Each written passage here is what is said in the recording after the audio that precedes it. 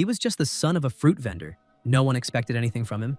But Jiok Li Jian decided he would conquer the entire Murim. With a legendary sword in one hand and a demonic blade in the other, he declared war on ancient clans, sacred sects, and the criminal underworld. He didn't ask for permission. He didn't form alliances. He imposed his will. While old masters hide and faction leaders tremble, a new name echoes across the martial world. Li Jian. Charismatic, ruthless, unpredictable, he doesn't want peace. He wants absolute dominion. And in the end, everyone will have to choose, kneel or be destroyed. This is absolute dominion, and the war has just begun. Our story begins on a rainy night. At a residence, two guards stand outside in the rain, keeping watch. Meanwhile, a man tells another that he's a cruel demon. Not only did he take everything he had, but the bastard also cut off his fingers. This is Jin Libong, a treasure merchant and the Grandmaster of the Alliance. Jin says that despite being like this, he shouldn't be underestimated, as he's capable of hiring someone to get revenge on him. Phantom, the best executioner in Jianghu, asks if Jin has any specific features of him, like a sketch or description. Jin Libong stares at him for a second and comments that he's handsome. They met by chance at a drinking party. His gentle attitude, along with his charm and wit, was something out of the ordinary. Even though he was only 20 years old, there was nothing he didn't know and not a corner of the Central Plains he hadn't visited. And so, after 2 months of hanging out together, he once showed his martial arts while drunk. Thus, Jin asked the old man to open the folding screen. He then comments that it was none other than Nang Li Sang's special martial art, the lightning sword. Phantom, upon seeing those marks on the wall, is surprised and thinks that pattern of lightning leaves, no doubt. Those are the marks of the lightning sword he'd only heard about. Nang Li Sang, one of the 10 greatest martial arts masters of Jianghu, disappeared years ago during the Great War between the Orthodox Alliance and the demonic cult. He never reappeared, even after the war ended 20 years ago. Jin Libong says that he didn't believe it at first either, but his suspicions were confirmed when he saw the martial arts book the man held in his hands. In the end, he eliminated the guy and stole his secret technique, something more valuable than 1,000 gold coins. From the Sword of Life and Death to the 100 Great Masters of Jianghu, even one of the top 10 masters, Cheon Mu Ak, the demonic sword, went after him. However, no one ever returned. Every time Jin sent someone after him, he would come back, not only cutting off their fingers, but also taking all their possessions. And he said this when leaving, that it felt great, and there's no reason not to take everything. Phantom thinks Jin must not be lying since he tried to get rid of him, but still wonders. A 20-year-old defeating Cheon Mu Ak, the demonic sword? Jin Libong says he wanted a justification to take all his belongings fairly and asked Phantom to please eliminate that bastard. Jiok Legion, that's the name of that demon. Sometime later at an inn, the manager tells Phantom that this is the room where young Master Jiok stayed. He comments that Jiok was very considerate to servants like them during his stay. Jiok was truly a warm person. Phantom thinks people say he's warm-hearted. The results of the investigation on that guy were, some call him the elegant young Master Jiok. The lady says he barely spends money but is a truly refined man, well-versed in romance. And she still remembers the lullaby he sang that day. And to another rich man, he is the one who took all his wealth. A man with a hat said he heard Jiok cut off someone's fingers a few months ago as well. An old man comments that he too bet all his life savings at the gambling hall. He's also called the idiot who always loses money. The last info about him was that he competed in the Murim tournament. Phantom thinks that bastard is slippery and wonders who he really is. He asks if Jiok said anything before leaving. The innkeeper says that Jiok said now that he was ready to start his great life, he would look for a smart woman to take good care of him. Phantom takes a deep breath and says this guy is a true mystery. The manager says that's the room young Master Jiok used to stay in and tells him to feel free to take a look. Phantom opens the room and starts observing, thinking that nothing looks particularly different. As he enters the room, he notices a map hanging on the wall and is surprised by a mark that says, Conquer Hubei. Phantom gives a faint smile and thinks that 2 Murim tournaments will be held in Hubei this year. It's only a matter of time before he catches that bastard, but he wonders, conquer Hubei? Why doesn't he conquer the whole world while he's at it? Suddenly, a voice says that he stopped Jiok from doing that and told him to take it easy, one step at a time. Phantom is shocked to hear that and not have noticed anyone there, quickly turning his face and asking who's there. Sometime later, while some people are having tea, they wonder why Legion went to Hubei. The other man asks how he's supposed to know what goes on in that dark head of his. Then they conclude that they should go too, since they have nothing better to do. Phantom slowly begins to regain consciousness. An old man says that if they go there, all of Jianghu will be stirred up again.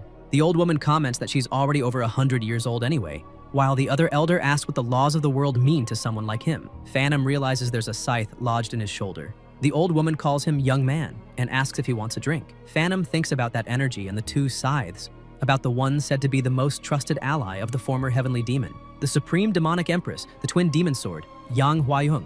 And that symbol, he's certain it belongs to Nang Li Sang, the lightning sword, who went into hiding. Why would the former grandmaster be with the demon? And besides, there was that terrifying demonic energy, Qian Mu Ak, the demonic sword. Phantom remembers what Jin told him before. That was the special move of the lightning sword, Nang Li Sang, and even the demonic sword, Qian Mu Ak, went after him. He believes those people must be in cahoots with Jiok Legion. He asks why she didn't kill him. Yang replies that they promised him not to take lives without his permission.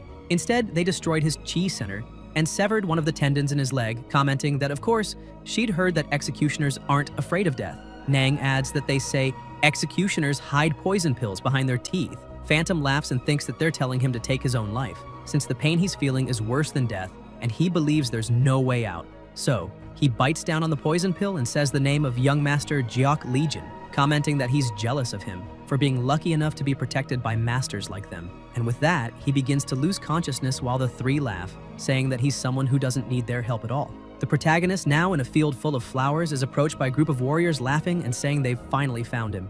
They ask if Jiok has the book that contains the secret technique. Their leader tells his men not to let their guard down since many masters who went after him died. He says this little brat is fearless and asks if he really thought he could get away after messing with the Grandmaster of the Treasure Merchants Alliance, saying they're going to eliminate him. Just as he finishes speaking, he notices something in front of him. The protagonist hits him squarely with a palm strike, sending him flying backward. The men shout for their squad leader, asking if he's okay. Some get angry and charge at Jiok, calling him a bastard, but Jiok stops a sword strike with 2 fingers and throws the attacker into his own ally, making him hit his comrade with his weapon. Then, all the men charge at once, shouting to finish him off, but Jiok quickly, without giving them a chance, starts taking them down easily with his right hand, eliminating them all. The protagonist says it seems he hasn't given up yet and asks if cutting off his fingers wasn't enough. Anyone who wielded a sword during the Great War between the Orthodox faction and the demonic cult, the Great War of Demons and the Orthodox, could never have imagined that the battle would drag on for 13 years, a never-ending hell full of tears,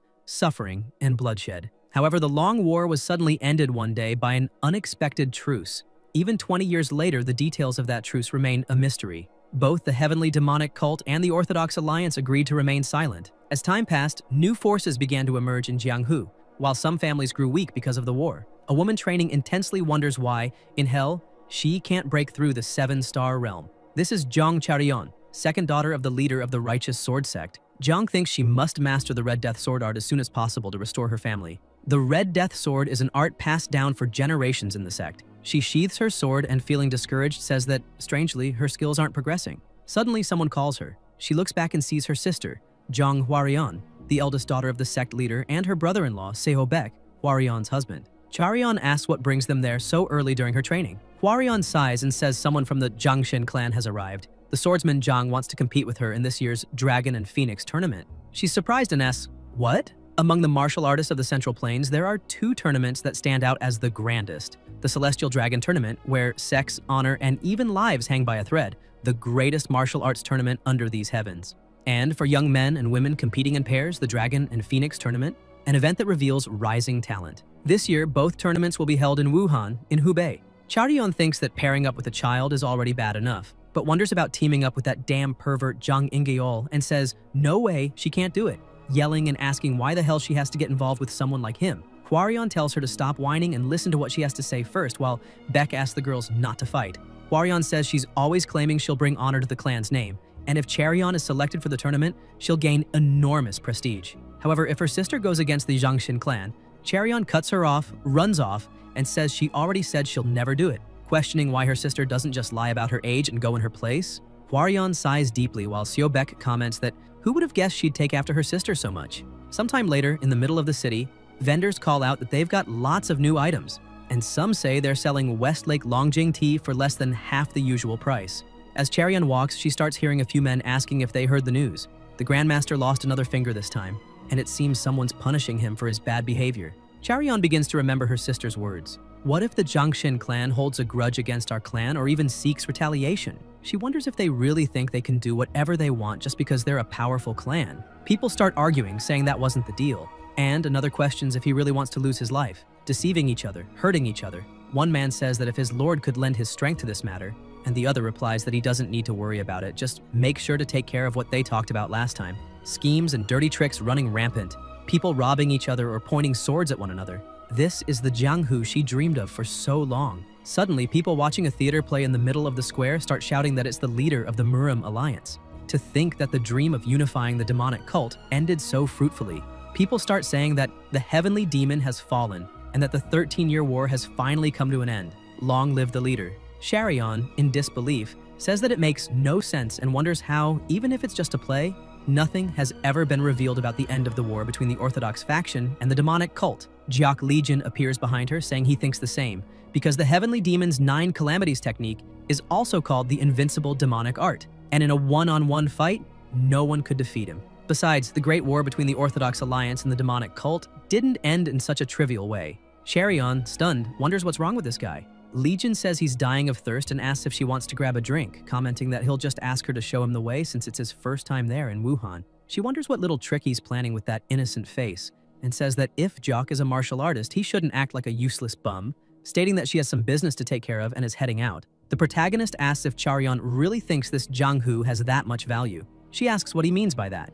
Jock Legion replies that ideals and chivalry were abandoned long ago, that this Jianghu is nothing more than a facade, and asks if that isn't pathetic. Hearing that, she grips her sword tightly and thinks she needs to calm down and breathe, that there's no need to worry, and says that he's still living in this Jianghu. With that, Charion begins to walk away, thinking that this Jianghu isn't bad enough to deserve such disrespect. The protagonist watches her, gives a slight smile, and starts walking toward his destination.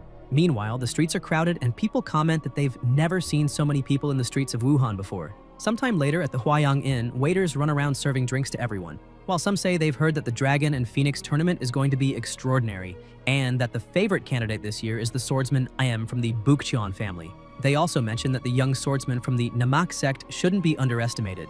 Charion enters the inn and wonders if all this is because of the tournament, but realizes there are way more people there than she expected. The manager of Huayang Inn says, well, if it isn't young lady Zhang of the Righteous Sword sect, and asks what brings her there alone. Charion replies that she just wanted a light drink. He says what he can do is take her to the special rooms, as those are the only seats available at the moment, and asks her to follow him, calling her Miss Zhang and saying she's the best in Wuhan, so he'll give her a small discount. People around them murmur, best in Wuhan, or comment there's no chance, since she's just too beautiful.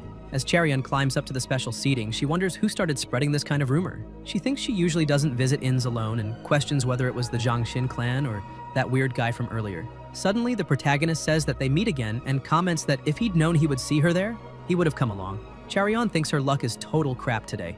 A few minutes later, Legion grabs a chicken leg and starts talking about the tournament, asking if she knows how to register and what the deadline is. She wonders if he has a black hole in his stomach and asks if the young master is seriously talking about participating. Joke replies that of course he is and asks if there won't be tons of pretty girls there, saying his face tends to catch their attention, and comments that he's been traveling since he was 10 and everywhere he went, girls chased after him. Charion thinks no way in hell and questions if Jock's always been this kind of person, remembering the things he said earlier about the war between the Orthodox Alliance and the demonic cult not ending in a trivial way, and thinks he's acting completely different now. Legion says he's finally realized who the most beautiful woman in all of Jianghu is, leaving Charion confused, and he states with full conviction, it's his mother. Charion, surprised, asks, your mother? And he snaps back asking if she's disrespecting his mom just because she's getting old. Embarrassed, she says that's not it and wonders why she's confused and what she did wrong. What the hell? The protagonist changes the subject, saying that aside from that, he's getting excited about the upcoming big event,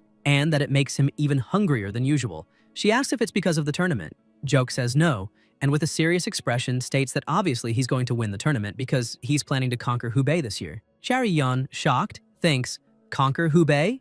Legion says he's got a ton to worry about and even more to do, and during times like that, he really gets hungrier. She questions whether winning the tournament and conquering Hubei isn't a bit arrogant. At that moment, someone appears saying he thought he heard a voice while passing by, and recognizes young lady Zhang of the Righteous Sword sect, commenting that it's been a while. It's Zhang Ingeol, successor of the Zhangxin clan, who says they're going to have a drink there too. A young girl in his group, his younger sister Zhang Inhua, asks if they should really stay there. Ingeol asks how Charion has been, and she, annoyed, thinks that his disgusting habit of scanning her body is stronger than ever and feels like punching him, but knows she has to hold back. Zhang Ingeol then looks to the side, sees Jock eating at the next table, and comments that it seems someone else is there, tossing a gold coin into his food and saying it's to pay the bill, asking Jock to leave if he's done. Legion replies that it's not enough, since there's more food coming and the coin clearly doesn't cover it all. Ingeol calls him a bastard and tells him to leave while he's still being polite, but when he looks to the side and sees Jock's 2 swords, he starts laughing, saying Jock is acting all arrogant just because he's a Jianghu member, and comments that his sword looks huge. He tries to lift the sword but feels pain in his back and, surprised, wonders why it's so heavy. He thinks that if he backs down now, it'll be the worst humiliation possible, so he decides to use his internal energy to lift it. In-jeol starts raising the sword slowly, says it's heavy, and asks if Jiak uses it for strength training. Others in his group say it looks like Rock Lee's weights. Legion then easily picks up the sword and rests it on his shoulder, saying it's not for training. In-jeol, furious, calls him a bastard and insists it obviously is. The protagonist replies no, it's his real sword. In-jeol, even more pissed off, says then he was right and asks if Jiak is messing with him. Sharion intervenes, telling him to stop, reminding him that they're in an inn. Everyone is surprised as Jang In-jeol starts laughing and, looking at her with a certain expression, asks if she's interested in him. He then grabs her arm and says they'll be entering the Dragon and Phoenix tournament together anyway, so it would be a good idea to get to know each other better before that. Sharion says she's sorry, but she'll be participating with someone else. In-jeol asks why. Irritated, Jang Charion replies that it's because he uses his family's power to force things onto her, calling it a petty and shameful act. In-jeol, furious, demands to know who she'll be partnering with. Charion hesitates until the protagonist answers that it'll be with him, that the two of them will be entering together. Jang In-jeol is left confused. Manhwa walks up to Jiak and asks if he knows who he's talking to. Jiak Legion replies that he doesn't, and asks if she knows who he is too. Jang In-hwa sighs and says of course she doesn't. Legion says people respond in two ways when faced with the unknown. Either they reject it, or they fear it. But In-hwa is doing both, looking down on him for being unknown while hoping he's afraid of that guy over there, and asks if that's not a bit contradictory. In-hwa, with a slight smile, says she really doesn't know. In-jeol says the protagonist really has some guts. And young Master Legion responds that he eats well, and people say those who eat well also speak well. In-jeol, irritated, starts cracking the table with his fingers. The protagonist tells him to be careful not to waste the food. Jang In-jeol stares at him, then adjusts his clothes and leaves, saying he'll see them at the Dragon and Phoenix tournament. The others begin following young Master Jang. Before leaving, In-hwa looks back and says she'll see him again soon. Charayon, thoughtful, believes she's screwed. Considering Jang In-jeol's temper, he'll be in danger too. The protagonist says that now that it's come to this, they'll need to participate in the tournament together and revise their plans. She asks revise and wonders if Jiak hadn't been planning to enter the tournament from the start. He replies that that's exactly why the plan needs revising. Charion asks if, when he said he wanted to participate, he meant the Celestial Dragon Tournament. Legion responds, of course. Jang Charion asks why, if he has such amazing martial arts, he didn't give them a proper beating. Jiak says he doesn't fight kids. She gets irritated hearing that. Young Master Legion remarks that, after all, aren't kids like those the reason Jianghu is in decline? Charion thinks that if he says that with such a serious expression, it might actually sound true. Sometime later, In-jeol's group members say it seems like Miss Jang really likes young Master Jang and that she's clearly trying to make him jealous. Another adds that she has no chance of winning in the end, and to think she'd reject the young master to enter the tournament with that ridiculous guy. In-jeol thinks, ridiculous guy? That sword definitely wasn't made to be wielded with one hand. It's his first time seeing him, and he wonders who exactly he is. And that arrogant wench, who does she think she is to reject him? He says he'll make both of them pay with their lives for what happened today. Sometime later, at the Righteous Sword Sect, Hwaryeon comments that her sister rejected young Master Jang's offer without hesitation, and that she heard young In-jeol made a scene at the brothel because of it. An-su, matriarch of the Righteous Sword Sect, says she was worried because of rumors that the young master wasn't very good to begin with. Hwaryeon says no one knows what young Master Jang might do with that temper of his. An-su says Charion is still young, so they can't make her sacrifice herself for the family. Hwaryeon replies that this isn't just about the family, he could hurt her too. Zhang Lichu, leader of the Righteous Sword Sect, thinks that his wife and daughters are suffering because of his disability. If he had manifested the Red Death Sword, their family could be powerful too. Zhang Hwaryeon says that in any case, if it's true, it's a serious problem and they need to find Charion first. Suddenly, Charion appears, saying there's no need to look, because it's true. An-su says they were worried and asks who that boy is. She, a bit hesitant, says he's her partner for the Dragon and Phoenix tournament. All three are shocked and ask what she just said. The protagonist steps forward, says it's a pleasure to meet them, and introduces himself as Jiak Legion. Sometime later, young Master Legion asks if the Patriarch said that was a porcelain vase from the Fujian region, and how much he paid for it. Zhang Lichu replies, 150 Niang. Jiak says that's a shame, because if he had been there, he would have only paid 120 Niang. Lichu then asks Charion if it's true she's entering the Dragon and Phoenix tournament with young Master Jiak. Zhang Hwaryeon thinks that no matter how childish Charion is, she still wonders how she could enter such a tournament alongside such a strange guy and asks what sect young Master Jiak belongs to. Legion places the vase on the table and says he doesn't belong to any, but that his parents sell fruit near the gates of Yumen. Zhang Charion, surprised, asks if she heard that right. Leichu then asks about the swords on his back if he really manifested both sword and blade arts at the same time, thinking that's something only a third-rate bandit would do, even for aesthetics. The protagonist answers yes, that he's mastered both, and says he's exceptional in many areas because he comes from a strong bloodline. Li Chu asks if he learned martial arts from his fruit-selling parents. Li Jin replies yes, and asks if he's never eaten fruit before. Huarian then tells her sister that she should apologize to young Master Jiang as soon as she wakes up the next morning. At nightfall in the garden of Charion's house, she thinks that she brought Jock home in case Zhang Yingguo tried something against him, but now wonders what to do next. She sees the protagonist also walking and asks if he can't sleep either. Li Jin replies that he never sleeps well when changing places, and that he still has something to do now. She asks what it is, and he, with a faint smile, says he's going to send some guys to the other side tonight. Charion wonders why he makes such a brutal joke in such a serious tone and questions whether the fruit shop story was also a joke. She wants to know what kind of people his parents are since he said his mother was beautiful, and about his father.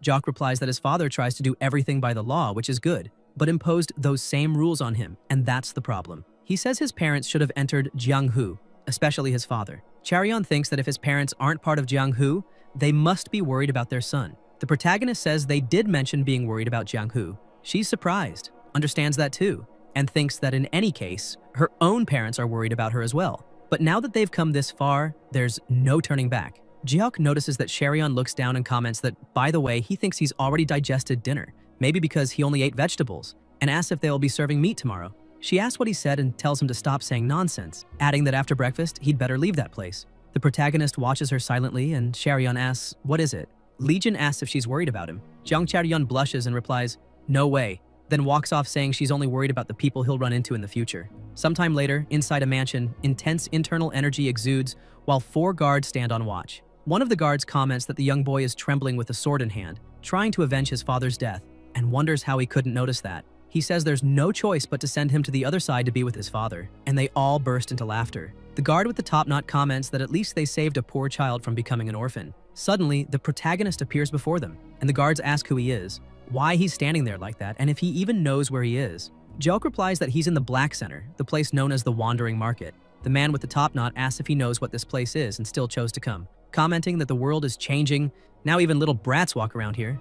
Legion says if the word brat comes out of his mouth again, he'll lose his life. The man goes silent, stands up and starts drawing his sword, saying he was going easy on him because the young master's just a brat, and quickly charges at him, asking if he has no manners. Legion easily dodges the attack, focuses internal energy into his palm and hits him slowly in the stomach. The others watch and start laughing, saying the idiot is about to be beaten by a kid, telling the protagonist to give it up and go help his mom with her business. Joke grabs the top knot man's sword and his body drops to the ground, leaving the others stunned. Legion says this is a very important moment for him as today he'll take his first step toward the future, so he has no choice but to strengthen his resolve. The men stand up, draw their swords, and ask what kind of nonsense he's spouting now. The protagonist quickly charges at them, commenting that even those he would normally spare will lose their lives today, slashing his sword and cutting them in half. Sometime later, inside the mansion, young Master Jiok walks into a room, stepping over the bodies he cut down along the way. Upon opening the door, he sees several women fanning the master of the place and a hunchback serving drinks. The protagonist looks around as he approaches and comments that the place has quite the atmosphere. The fat man takes a sip of wine, slams his hand on the chair, and asks if Jock came as a guest, wondering what he came to buy that caused all this mess. This man is the Glutton Emperor, the leader of the Black Center. Legion says he wants the most expensive person in that room. The Glutton Emperor starts laughing while exuding his internal energy and wonders how a child who hides behind his parents in fear dares try to buy him. He asks if a kid like him even has enough money. Jock asks how much it would be. The man replies 500,000 Nyang. The protagonist throws the money to the floor, saying there's 500,000 Nyang right there, and asks if the deal is closed then. The Glutton Emperor had judged him as all talk, but now wonders if he really has all that money, and upon observing his hand, believes Jock still has much more in his pouch. The man asks, what if he raises the price? Joke says he'll be disappointed. The Glutton Emperor, with a malicious grin, asks what if he kills him and takes the money? Legion, with a faint smile and serious tone, replies that he'll be even more disappointed. The fat man raises his hand, and the women around begin walking forward as he says he'll disappoint him a little then. They surround the protagonist, dancing, staring at Jiok more and more with soft smiles, while a captivating aura spreads through the room. The Glutton Emperor thinks that the moment Jiok stepped into the room, he was already caught. This is the pinnacle of sorcery that paralyzes a man's reason, the illusory dance of bliss. One of the women removes her hairpin and tries to strike the young master stealthily, but he intercepts the attack with his palm, blocking her arm and commenting that it was a good dance, just not good enough to kill him. He then throws the binyo at the fat man, striking the railing behind him and leaving the women shocked. In disbelief, they say the spell was broken. The fat man wonders if that brat immediately noticed they were using a soul manipulation tool. Legion asks if any of them are there of their own free will because they like that man, and upon silence states that of course not, asking if they were forced to be there. He tells them to leave, saying they don't need to worry about the consequences. One of the women hesitates and asks if he really wants them to go. The protagonist replies that she must be afraid to leave in front of him, but still, she should find the courage and walk away on her own, asking if she doesn't believe she can have a good life after this. The fat man bursts out laughing and says it's a fascinating speech, saying fine, they can go, but only after cutting off a limb. The protagonist asks if he's serious, and with a maniacal smile, says then he'll be the one cutting him down alive. The glutton emperor is startled by the intense presence and wonders what kind of murderous intent that is. Suddenly, he hears the dancers thanking the young master and saying that, just as Jock said, they'll gather their courage and never forget his kindness in giving them so much money. Legion replies that they'll need it to start over from scratch and wishes the sisters a good life. The hunchback realizes the glutton emperor is getting angrier and angrier. The fat man, frozen, wonders how the mighty glutton emperor could be intimidated by such killing intent from a mere brat and questions whether all he can do now is watch them leave. Consumed by deep hatred, he says he feels worse than ever. His eyes burn with fury as he clenches his hand with a grotesque snap and, in a burst of brute strength, shatters the bracelet he was wearing. With a muffled roar, he stomps the ground, cracking the floorboard beneath him using the body reinforcement art of the feared glutton emperor. He roars that he'll eliminate his opponent with his special martial art. Jiok Legion, with a sharp and provocative gaze, replies that maybe the emperor could do it if he grows a little more. The emperor strikes with a punch as fast as thunder, but Jiok dodges effortlessly. Then, like an arrow, he charges straight at the fat man. The emperor notices and tries to react, but once again Jiok slips past him with ease, flashing a mocking grin. The fat man, on the verge of exploding, yells that he's a filthy rat and orders him to keep running as he'll turn him into dust. Without hesitation, the protagonist leaps high into the air, eyes burning with rage, and says he hates people like him, then delivers a precise kick to the emperor's chin, launching him against the doors, which shatter on impact. On his knees and wounded, the emperor begins focusing his internal energy in his left hand. Jiok, holding a small stone, looks at him with disdain and calls him a disgusting bastard, demanding to know why he kept those women imprisoned. With a swift and furious motion, he hurls the energy-infused stone, severing the emperor's arm. The glutton emperor is stunned, staggering, kneeling on the ground, and in the midst of the chaos, he thinks, this damn brat is a true master. Even so, he grins proudly and asks if Jock really thinks the great emperor will fall that easily. His energy then begins to surge, fierce and threatening, and he says he'll personally make sure to kill him. But before he can finish, young Master Jock charges in with his purple void, hitting him directly, piercing through his body and destroying everything in its path. The emperor starts vomiting, his strength fading, and finally collapses to the ground, defeated. Young Master Legion says he paid for his life, so he's going to take it. With a trembling voice, the fat man asks where Jock plans to take his dying corpse. Jock replies that there's been a small misunderstanding and points to the hunchback, saying he was talking to him, not to the glutton emperor.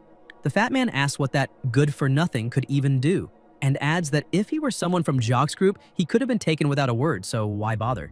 Jock answers that he needed a reason to kill him. The emperor, voice shaking, says Jock is just as bad as him. The protagonist replies maybe, because good people would never have fallen for his tricks. The fat man says there's no way someone like that could exist in Jianghu, and with that, he loses the last of his strength. Legion then turns to the hunchback and says they've finally met. Master of the Hua Mansion, or rather Hua Mukyol, he asks if that's how he'll respond. The hunchback says that's right, that he hasn't heard that name in a long time. This is Hua Mukyol, the founding patriarch of the Phantom Mansion of Mount Tai. The protagonist asks what happened for such a genius of formation arts and engineering techniques to end up in a place like that, and comments that it took a long time to find him because of it. As expected, he asks if it's still hard to recover from that incident. The Phantom Mansion of Mount Tai is known throughout Jianghu for its unmatched engineering techniques. Hua Mukyol, who possessed exceptional talent and an incredible family, was a man who had no one to envy, at least until his only daughter touched an unfinished mechanical device. Losing his family in that accident made him blame his own foolishness, change his appearance, and choose to hide away. Mukyol says there's no way to forget it, and a few tears begin to fall from his eyes. Young Master Joke says that he's a good adult who has been suffering for 10 years. No one who suffered that much could forget the pain and sorrow of losing their family. Mukyol thinks this is a strange young man who is trying to save him, even though they've only met once, even risking his life, and wonders if anyone until now has ever tried to say something like that to him. Hua Mukyol asks how Jock intends to use him after buying him. The protagonist, with a serious gaze, says he'll use him to dominate Jianghu.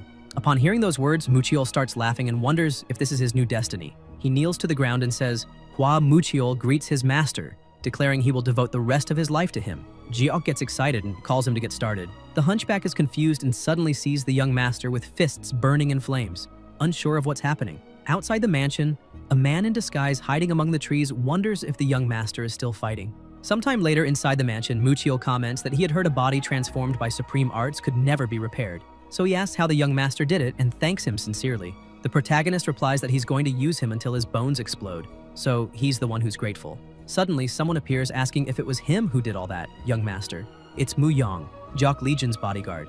Legion calls out to him and asks him, please, to shave that beard, saying he looks like an old man. The young master introduces Mu Yong to the master of Hua Mansion, saying he's his bodyguard and will be responsible for guiding him on what Muchiol needs to do from now on. Then, he tells Mu Yong that plans have changed and they'll start with the Jiangxin clan. His guard is surprised and reminds him that Jiok himself had said it wasn't even worth bothering with the Jiangxin clan or entering the Dragon and Phoenix tournament so soon, so he asks why the change of plans. Legion replies that no one knows what goes on in people's heads or when things might change. Mu Yong comments that that's exactly what a playboy would say. The protagonist says he gets it and comments that Mu Yong is jealous of his popularity. Mu Yong replies that, of course not, just because a lot of women chase after him doesn't mean he's lucky in love. That's just attention. True luck in love is marrying a good woman. Legion says he understands. He's clearly very jealous. Muchiol can't believe the childish bickering between the two. At the Jiangxin clan, the guards inform Zhang Lichu and Zhang Xiaoyan that the union leader and the young master are currently out. Lichu asks if they know when they'll return, but the guards say they don't. Lichu recalls what his eldest daughter, Huarian, said, that she heard young master Zhang caused a scene at the brothel over what happened, and believes they should apologize before things get out of hand. He asks the guards to please let them know they were there as soon as the leaders return. Suddenly, the mansion doors begin to open. A man says, well, if it isn't Grandmaster Zhang, and mentions that he came at the union leader's request, but didn't expect to see someone who would make him so happy just by showing up. This is Quan Hyuki, known by the title 8 Flying Palms. Lichu greets Grandmaster Quan and comments how long it's been. He recalls hearing that the Jiangxin clan leader was showing off by inviting skilled individuals, but it seems he's selective about who he invites. Hyuki says it seems they both have some free time and asks what he thinks about having a few drinks. Zhang Lichu replies that it'll be on him. Quan laughs and asks if they may go. Meanwhile, inside the Jiangxin mansion, Zhang Ingyul watches with a slight smile. At the Spring Breeze Inn, Hyuki pours Lichu a glass and says they should drink. It's bear bile wine, very rare. Lichu says he's pleased to try it thanks to Grandmaster Quan. Hyuki then says, it seems the Jiangxin clan leader is quite upset. Zhang asks Quan to speak kindly of them if he gets the chance. Quan laughs and tells him not to worry. He'll put in a good word for Lichu and comments that it's normal for kids to fight. Charion, deep in thought, remembers earlier when she asked if young Master Joke was there. The servant replied yes, and said it seemed he had gone out the night before. She wonders how he could leave without a word. Irritated, she eats while thinking Jock was whining about wanting to eat meat and all that, so why did he leave so early? She wonders if he's leaving Wuhan already. Sometime later, Lichu thanks Quan and says they had a good time and great wine thanks to him. And next time, it's on him. Quan suddenly shouts, "Oh my God," and says it seems he forgot something urgent that needs his attention. He says he's heading out first and will see them next time. The manager turns to Lichu and says the bill is ready. When Zhang Lichu picks it up, he's shocked to see that a bottle of wine costs 120 Nyang, and even more shocked by the outrageous prices of the main dishes. Lichu sighs deeply and says he doesn't have much money right now, asking if he can come back tomorrow. The manager says they don't accept tabs, but they also can't ignore his situation. Until he brings the money, his daughter will remain there. Zhang Lichu asks if she's trying to keep his daughter as a hostage. The manager says he can consider it collateral and adds that if he can't pay, his daughter can entertain the guests as well. Lichu wonders if she's gone mad. This can't be an ordinary wine house.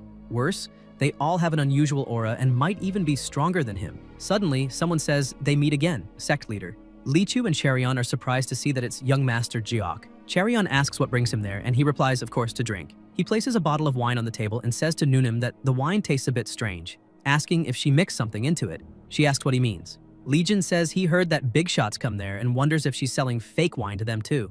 Nunim says he sounds drunk and asks him to lower his voice. The protagonist gives a slight grin and shouts loudly that the bear bile wine sold there is fake. The wine is fake. The people around get confused and start asking what he means by fake. The manager says a drunk customer is causing a commotion and tells the others not to listen to him. Young Master Joke questions, "A commotion?"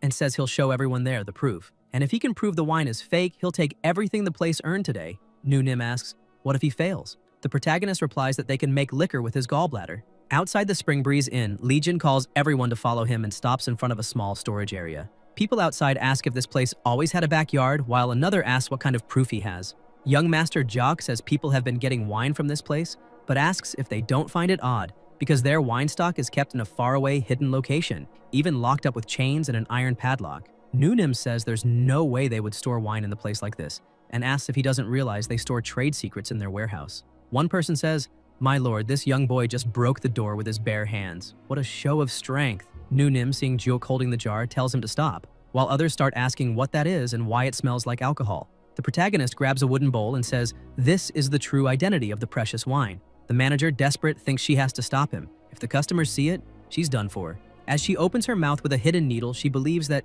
now that things have reached this point, there's no choice but to eliminate him first and vanish with the wine amid the chaos to follow. And so, she fires the needle at him. Legion notices and smiles faintly, quickly grabbing the wine jar and placing it in front of the incoming needle. As the wine jar shatters, the liquid sprays into the air. The people, seeing it, are in disbelief as they realize there are bugs in the wine. They don't understand and start asking why there are insects in the wine. The protagonist fills the wooden bowl and asks if anyone wants to try it. People begin to refuse while others look disgusted. Jock asks how he's supposed to prove it if no one wants to taste it and loudly asks if anyone will volunteer. An irritated man tells him to stop already, calls him a bastard, and says he's never heard of bare bile wine being made with bugs. Legion, holding an insect on his finger, says these bugs are called painted back insects, named because their backs resemble a work of art. The man asks what that has to do with the wine. Young Master Joke explains that painted back insects taste the same as bear bile, especially their excretion. It's so similar that unless you have a critic's palate, you'd never notice the difference. Suddenly, someone appears and asks how he knows that. Nunim is shocked to see its elder Yang In-myung. This old man is Yang In-myung, the leader of the Southern Peak Alliance. After 13 years of war between the Orthodox sects and the demons with heavy losses, the 9 great sects and the 4 great families shut their doors, and the demonic cult went into isolation. Windcloud City, Supreme Heaven Clan of the Northern Sky, the Union of the Dark Path, and the Southern Peak Alliance. Taking advantage of that void, 4 major forces rose to power in Jianghu.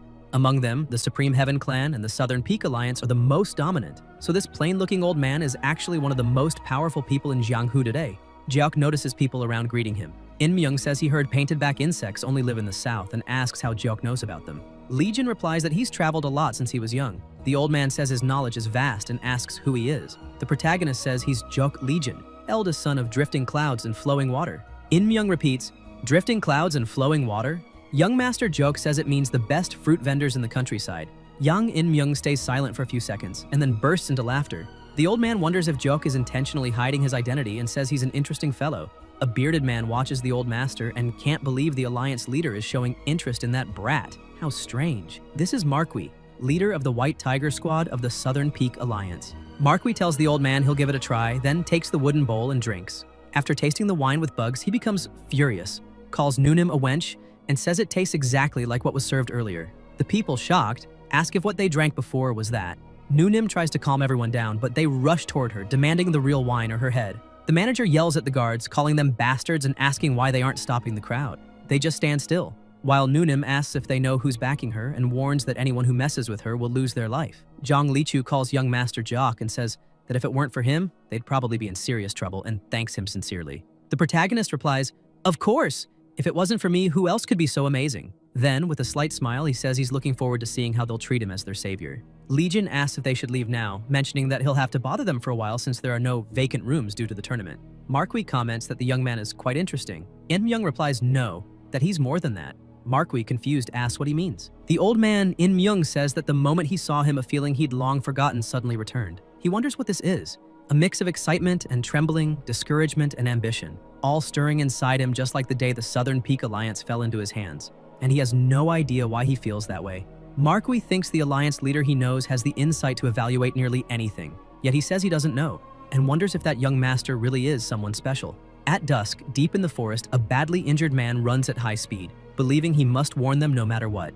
The future of Jianghu depends on it. Suddenly, he senses someone approaching and thinks he's already been caught. Saeron appears, saying he's from the Orthodox Alliance and shows his ID plaque. The warrior believes it's authentic, definitely an Orthodox Alliance ID, and introduces himself as Myung from the Supreme Heaven Clan of the North. He says there's no time, so he'll get straight to the point. They need to cancel the Dragon and Phoenix tournament and the Celestial Dragon tournament, because a group called the Flying Swallow Association is plotting a major conspiracy at the event. Saron asks if the tournament isn't being sponsored this year by the Supreme Heaven Clan of the North, and wonders why he's trying to reach the Orthodox Alliance instead of reporting to his own superiors. Myung replies that there's a spy among them, so he can't trust anyone. Suddenly, Myung senses 2 more people approaching and says they're being followed. He says he'll act as bait so Saron can get ahead and warn everyone. Saron asks if the information was leaked to anyone else. Myung says he's the first to know. Saron, with a malicious smile, says, "What a relief." Myung is confused, but Saron quickly beheads him, saying he got it wrong. It's not the Flying Swallow Association, but the Flying Butterfly Association. Saron says, the 16th butterfly greets the leader of the association. The leader asks what happened to the others.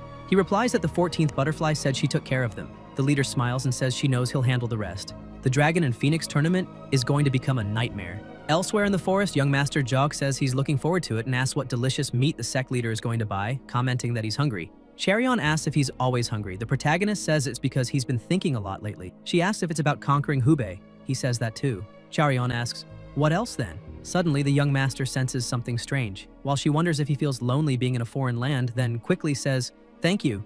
He's confused, but Charion says it's for today and adds that Jang Injul definitely ordered Quan Hyuki and the innkeeper to set all that up, and to think she actually considered entering the Dragon and Phoenix tournament with that bastard. Legion says that's why she should go with him. He promises he'll bring her victory. Charion looks at him for a moment and says, "All right then." Hearing that, the protagonist gives a faint smile. She says winning might be hard, but she wants to put that bastard Jang Ingyol in his place. Excited, Charion says they'll do their best. Jok tells her she doesn't have to, but if she wants to, he guesses they'll have to deal with this idiot first. She's surprised when she sees Quan, and he asks why Jang Charion looks so angry, saying the guy he placed at the inn said some bastard ruined everything. The protagonist asks if his hobby is sneaking behind the backs of his targets before killing them. Charion can't believe it and asks what Jok means by that. Quan Hyuki says Jang Ingyol only ordered him to eliminate the young master, but now the girl beside him will be a problem too. Jang Charion is frightened and can feel the killing intent. She truly believes Quan is planning to take their lives. She, holding her sword while trembling, wonders if they could defeat him by joining forces, but remembers she's never taken a life before, and quickly turns to the side to ask if the young master Jok has any real combat experience. But the protagonist steps back, leaving her confused. Legion moves closer to her and asks her to protect him. Quan Hyuki, a master of palm techniques, when using his art makes his hands appear to multiply into 8, which earned him the nickname 8 Flying Palms. He was once a hero who dreamed of the best for Jianghu, but villains always seem to thrive. He realized that the distinction between good and evil was meaningless, so he became a villain himself. Jang Charion thinks she never imagined she'd have to face this man alone. The difference in skill and experience is like heaven and earth. Jok notices her trembling and whispers in her ear that for now, it's best to draw her sword. Charion draws her blade, telling herself she can't just stand there and let it happen. Quan, seeing her point the sword at him, says she's eager to lose her life and quickly rushes toward her using his palm techniques. Charion dodges and thinks she needs to use her footwork techniques too, but accidentally trips on a tree root and crashes her back against the trunk. Without hesitation, Quan continues to charge at her with his palms, but Charion ducks just in time, dodging again. She's shocked by the difference. This is nothing like training. She could really die. Suddenly, young Master Jog tells Charion not to rely only on her footwork. She needs to let her body follow the flow of her sword. Her feet shouldn't move the sword. Her sword should move first, then her feet follow. Jang Charion thinks he's right and decides to focus only on the sword. Quan Hyuki calls Legion a brat and says he sure talks a lot for someone hiding behind her. Charion takes advantage of the opening and tries to slash him with her sword, but he quickly dodges the strike and pushes her arm aside. She thinks that if she slips up, they'll both die. So she grits her teeth and begins attacking relentlessly, but Quan blocks her blows with his palm techniques, saying it's ridiculous. Jang Charion keeps swinging, but Quan deflects everything and asks if she really thinks childish tricks like that will work on him. He swiftly tries to land a palm strike, but she notices in time and jumps back. Charion wonders if she really can't hold her own and asks herself what she can do. Legion then asks if something doesn't feel off. She asks, "What?" The protagonist says her Scarlet Stroke sword technique is usually heavy, so why is she moving so lightly? Jang Charion is shocked and thinks, the Scarlet Stroke sword technique? She remembers her father telling her when she was a child that the Scarlet Stroke sword technique involves a variety of footwork changes and irregular fencing. It's based on movement agility. Charion wonders if Jiak is saying the method she trained in for 10 years is wrong. On top of that, what does this guy know about the Scarlet Stroke sword technique? He was the one begging for his life earlier. The protagonist says right now she looks like a turtle flipped on its back in the sand, but she feels like she's been wearing clothes that didn't fit for a long time. Ever since reaching the 7-star realm, she's felt blocked by a great wall and wonders, could it be that this guy is actually right? The Scarlet Stroke sword technique is indeed fast like an arrow, slow like a turtle, and fluid like water. At this point, the only option is to try, heavy and light. Charion, following young Master Jock's words, swings and ends up slicing a bit of Quan's hair, thinking, That's it.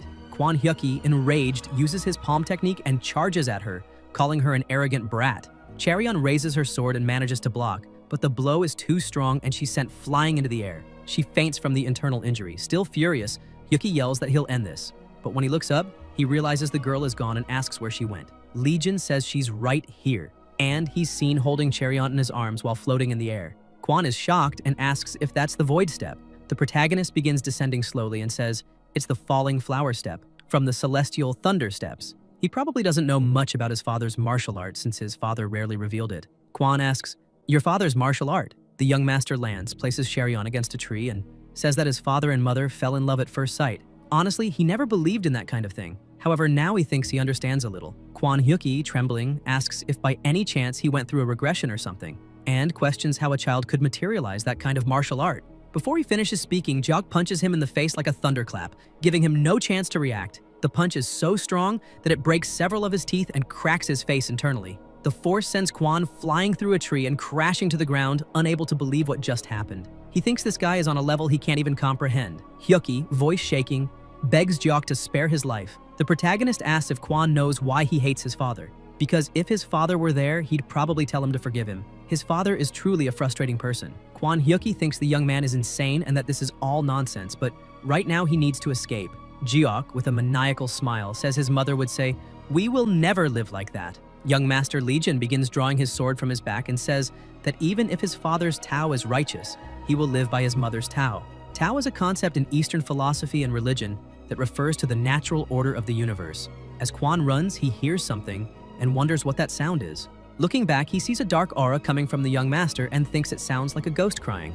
Legion removes the seal from his sword, the Northern Inferno blade, and raises it into the air, delivering a two-handed strike toward Kwon.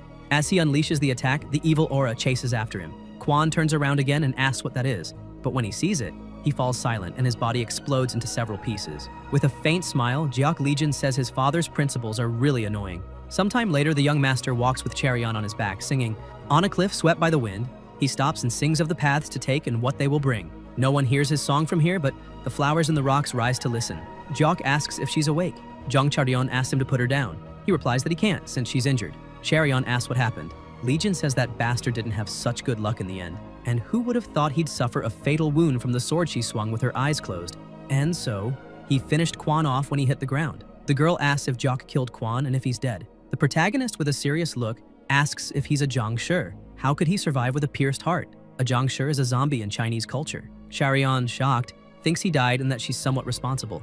Consumed by guilt, her hands begin to tremble. Jiok, understanding the situation, comforts her, saying she doesn't need to get so worked up. He deserved his end after all. Legion says that people always say that if someone draws their sword without the intent to resolve something, it's an insult to the sword. Chaeryeon assumes he's really a mysterious guy. Sometimes he seems sensible, other times he acts like someone completely different. The protagonist comments that this is only the beginning. Miss Chaeryeon asks what he just said. The young master, excited, repeats that this is just the beginning. The Dragon and Phoenix Tournament, the Great Celestial Dragon Tournament, and conquering the world. Sometime later, elsewhere, young Hua Young and Nang Lisang are sitting in a carriage, while Cheon Mu-ok stands beside it. Hua Young asks if he made those. Cheon Mu replies yes and shows them some dumplings. Yang tries one and soon says they'll reach Wuhan soon, and that sometimes traveling slowly like this is also a pleasant experience. It reminds her of the old days. She asks Cheon if he knows what Lisang said the first time they met 20 years ago. Nang asks if she's really going to bring that up again. Hua Young says that the moment he looked her in the eye, Lisang unsheathed his sword, lowered his voice dramatically and said, "Supreme Demon Empress, he doesn't care about past crimes, but if you ever step into the shadow of the young master, you'll lose your life instantly." Nang Lisang says that was years ago, back when he was still clueless. Yang and Cheon burst out laughing. Mu-ak asks what young master he meant by that. Hua Young says she was referring to Legion's father. Lisang laughs and says he can't believe Legion wants to take part in the Dragon and Phoenix tournament, and wonders when the boy grew up so much. Time really flies, and someone comments that a bunch of kids are going to get hurt in this tournament. Yang says Jaeon doesn't mess with kids, unless they're the kind who deserve a beating. Incheol asks if that little brat is still alive. The guard replies yes, and says they confirmed he was seen at the Righteous Sword Sect with Miss Jong. Jang Ingeol questions what the hell that bastard Kwon Hyuki was doing that he couldn't handle some random guy. The guard says that the great warrior Kwon hasn't returned since he left last night. Incheol asks what he means. The bastard is fine while Kwon is missing, and starts wondering if the young master Jok took him out, but then bursts into laughter, saying he must be going crazy to even think of something so ridiculous. He doesn't know how Jok survived, but they'll find out if it was luck or skill at the Dragon and Phoenix tournament. On the day of the tournament, fireworks go off celebrating the big day. There are 2 banners, Dragon and Phoenix Tournament and Supreme Family of the Northern Sky. At the tournament grounds, several guards stand around as civilians watch the dragons and phoenixes. They start saying the dragons and phoenixes are arriving, and some ask if that's the young master Nam of the Southern Sword Sect, while others say it's the young lady from the Huang family. One of the women screams as the crowd gets surprised, saying that's the young master of the Supreme Family of the Northern Sky. That's Imhagi, the heir to the Supreme Family of the Northern Sky. People comment that he's way more handsome than the rumors say, and note he's with young lady Sima from the renowned Sima clan. They wonder if that means the 4 great clans have begun to make their move. A woman tells a man to look over there. They say it's young master Yang, and with him is young lady Seol, the great beauty of Chang'an. Those 2 are young Suchang, heir to the Southern Peak Alliance, and Seol Byokwa, daughter of the Greenwater Mountain Manor. People say young lady Seol is gorgeous and cheer for her. Suddenly, young Master Joke starts thanking everyone for cheering for them and says they'll definitely win, so there's no need to worry. The people, confused, ask who he is, and some say they've never seen him before. Some tell him to stop bothering Lady Seol and leave, while others ask who she is. Charion wonders if Jock isn't even nervous, and who would have thought she'd envy his indifference? Legion says they decorated the place nicely, and wonders if those brats from the Supreme Family of the Northern Sky made some good money off this. Charion calls Jock and with a slight smile says they should try their best together. He gives a light smile back and says, of course. One of the supervisors shouts that the 8 teams of the Dragon and Phoenix tournament should head that way. Charion says they're calling them. The supervisor tells them not to touch anything and just wait. Legion says it sounds like he wants them to touch everything. Inside the room, various competitors are waiting and chatting. Some ask how many people they think will advance to the second round. Zhang Charion asks what they're doing there and if they're going to be asked to duel at the first gate, then questions what Jock is staring at. She sees the board and asks what they mean by the match starting at the entrance. Are they saying the tournament begins the moment they step in? The protagonist says he gets it and asks if she doesn't feel anything strange coming from that painting. She asks what he means by strange and sees several people in the painting, then says she gets it. There are 8 figures in the painting, and they're holding the 8 traditional Chinese martial weapons. The young master says that doesn't mean anything, and that it's a trap to fixate their attention on the 8 traditional martial arts weapons. She asks, a trap? And questions if he's saying there's another secret hidden. Jiok tells her to take a closer look. Charion says there's nothing in particular, but then she notices something and begins examining the figures again, thinking that the people in the painting seem to be fighting, but they're all actually looking at one thing, the incense burner. People begin to comment that they were told not to touch anything and wonder if they'll be disqualified if they do. Some say the examiners are watching and warned to be careful not to bump anything even by accident. Suddenly, young Master Legion picks up the incense burner and starts examining it, showing Charion the writing underneath, which says Hall of the Dragon and Phoenix. She asks what that means. The protagonist says they were told the matches would begin as soon as they entered, so the first stage has already started, and comments that reaching this place must be the first test. Suddenly, someone shouts at him to wait. Young Master Jiok and Charion hear an angry young man asking if they're deaf, saying the supervisors told them not to touch anything and that such behavior can't be tolerated. He asks if the protagonist doesn't think this could end up hurting someone and orders him to put the object back. Legion stares at him and comments that there's something really wrong with him, questioning why a young man like him lives only by the rules and saying kids should reject and rebel against existing rules. The young man angrily replies that's just an excuse for immature children. He glances at the supervisors and thinks he made it just in time, so he'll take down this bastard and leave a good impression. He says they were only told not to touch items, but there's no rule saying they can't draw their swords, so he'll solve this with his blade. His sister tries to stop him, saying he can't do that, but the young man tells her not to worry. He'll just leave a new mark on Jock and starts drawing his sword. Quickly, Legion stops the draw, forcing the blade back in. The young man, in disbelief, looks at Jock and wonders how he's so strong. The protagonist steps closer and says that instead of being humiliated, he should just listen to his little sister.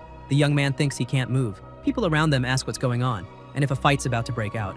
The young man's sister holds his hand and says he did well holding back, telling him not to point his sword so carelessly at someone weaker, and bows to Jiok, apologizing for the rudeness. The young master takes a deep breath, puts the incense burner back in place, and as he leaves, tells Charion to hurry up. Zhang Charion wonders what just happened. At the door, the guard says he'll be disqualified if he leaves without permission. Jiok replies it's fine, while people inside ask what's wrong with him and if he's really leaving voluntarily.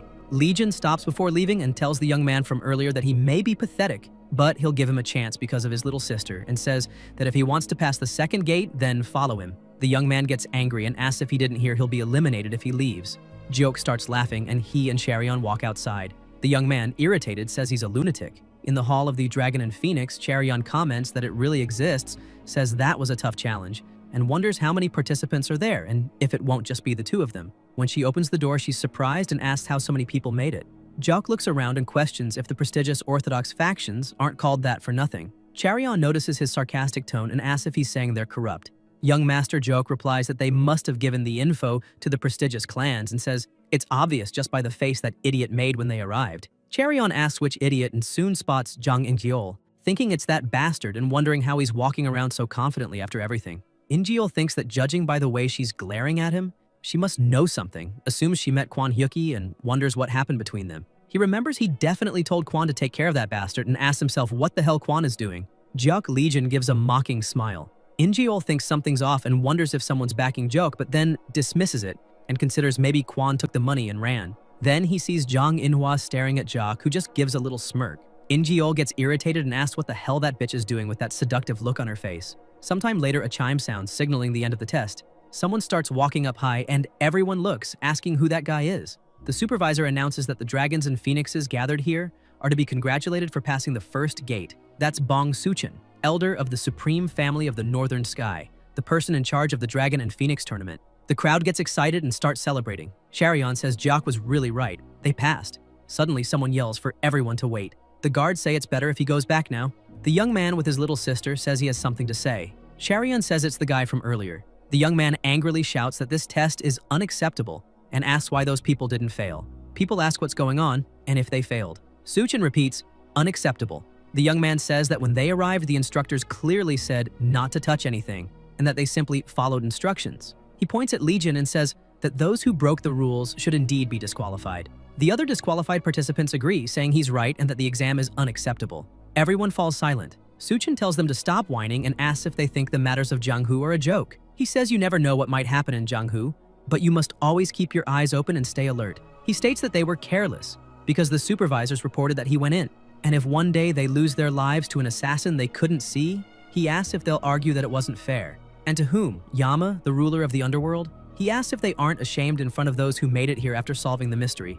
They remain quiet. Charion asks Jiok how he knew that the incense burner was the clue and if it was just a coincidence. Legion replies that no, there's no such thing as coincidence in Jianghu. Charion thinks Jianghu is even scarier, more cruel, and more despicable than she imagined. And if she had been with anyone other than Legion, she wouldn't have passed. The boy tells his sister they have to go now. There's no other way. Suchin thinks that one day they'll be thankful they were eliminated today, because this dragon and phoenix tournament will turn into hell. Sometime later, Jiok, holding a skewer, tells her to take a bite. A young girl says it's delicious. Legion replies he knows. It's the same meat, but when he grills it, it tastes way better. This is young Suryun, the third daughter of the leader of the righteous sword sect. The protagonist says his mother is perfect, but her only flaw is not knowing how to cook, and to escape cheap food, he had to learn to cook himself, believing that the taste of food is actually the best of the three great pleasures of life. The three great pleasures are food, women, and drink. Ansu says she thinks she understands. After eating his cooking, it's even better than herself.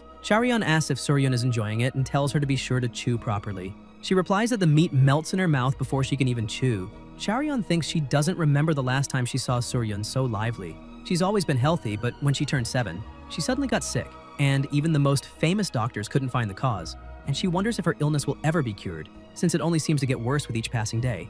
Zhang Lichu says she barely ate a spoonful of food and thanks the young master, saying he's truly talented, and that he was a big help in passing the first gate, right? Legion says he's well-informed and tells him to rely on him for the second gate as well. Charion thinks that before, she would have said he was bragging again, but he's not a normal person. Only an idiot wouldn't see that and wonders who the hell he is. Sometime later, the young master is in a field full of flowers. When he steps on a certain spot, everything starts to shake and the entire area begins to collapse, with stones falling and only a few paths remaining.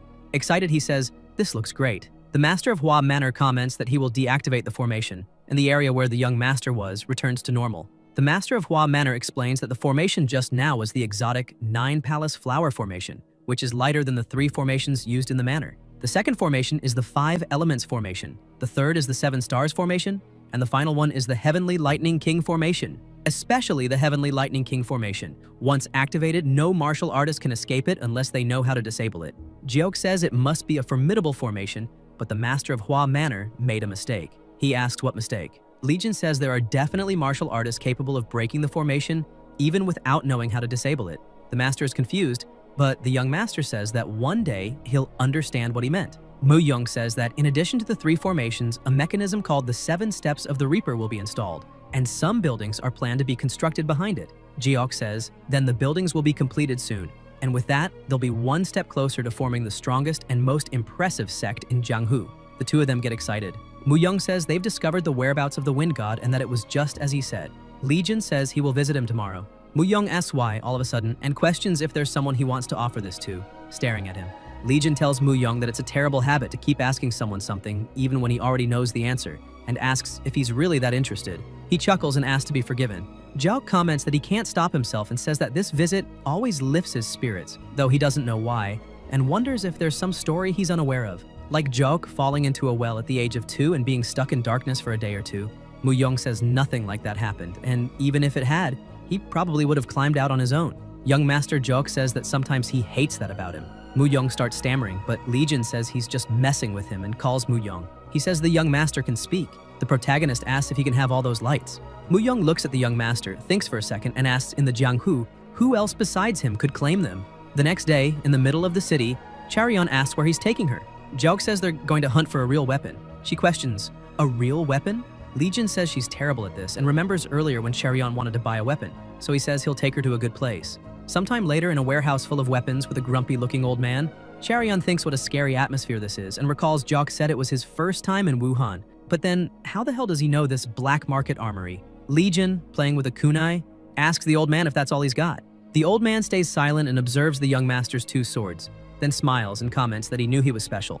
The weapon shop owner says that since he's a special guest, he'll show him the best items, and opening a small chest, he says this is called the Jade Freezing Dagger. Charion says it's very beautiful. The old man says it costs 15,000 Niang. Shocked, she asks, 15,000 Niang? Legion asks what kind of bonus he'll throw in if they buy it. Miss Charion asks, bonus? The weapon owner asks, a bonus, huh?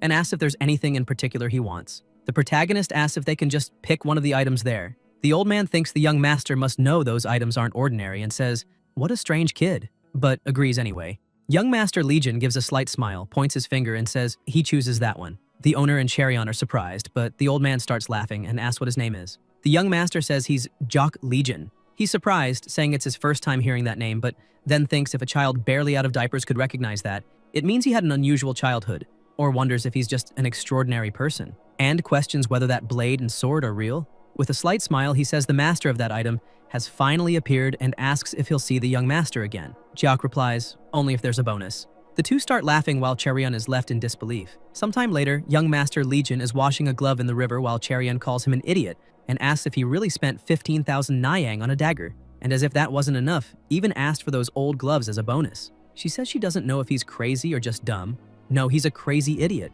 Then suddenly she says, wait, and asks how Jock got all that money, and if he didn't do anything bad, right? Or maybe Legion is the son of a rich family? The protagonist says, my God, you're so noisy, and tells Charion to just give him her hand already. She replies that she doesn't need a glove or anything like that. Young Master Joke says that if she wears it, it'll help her improve her martial arts a bit and asks if she's stuck at the 7th star right now. Charion asks how he knows that.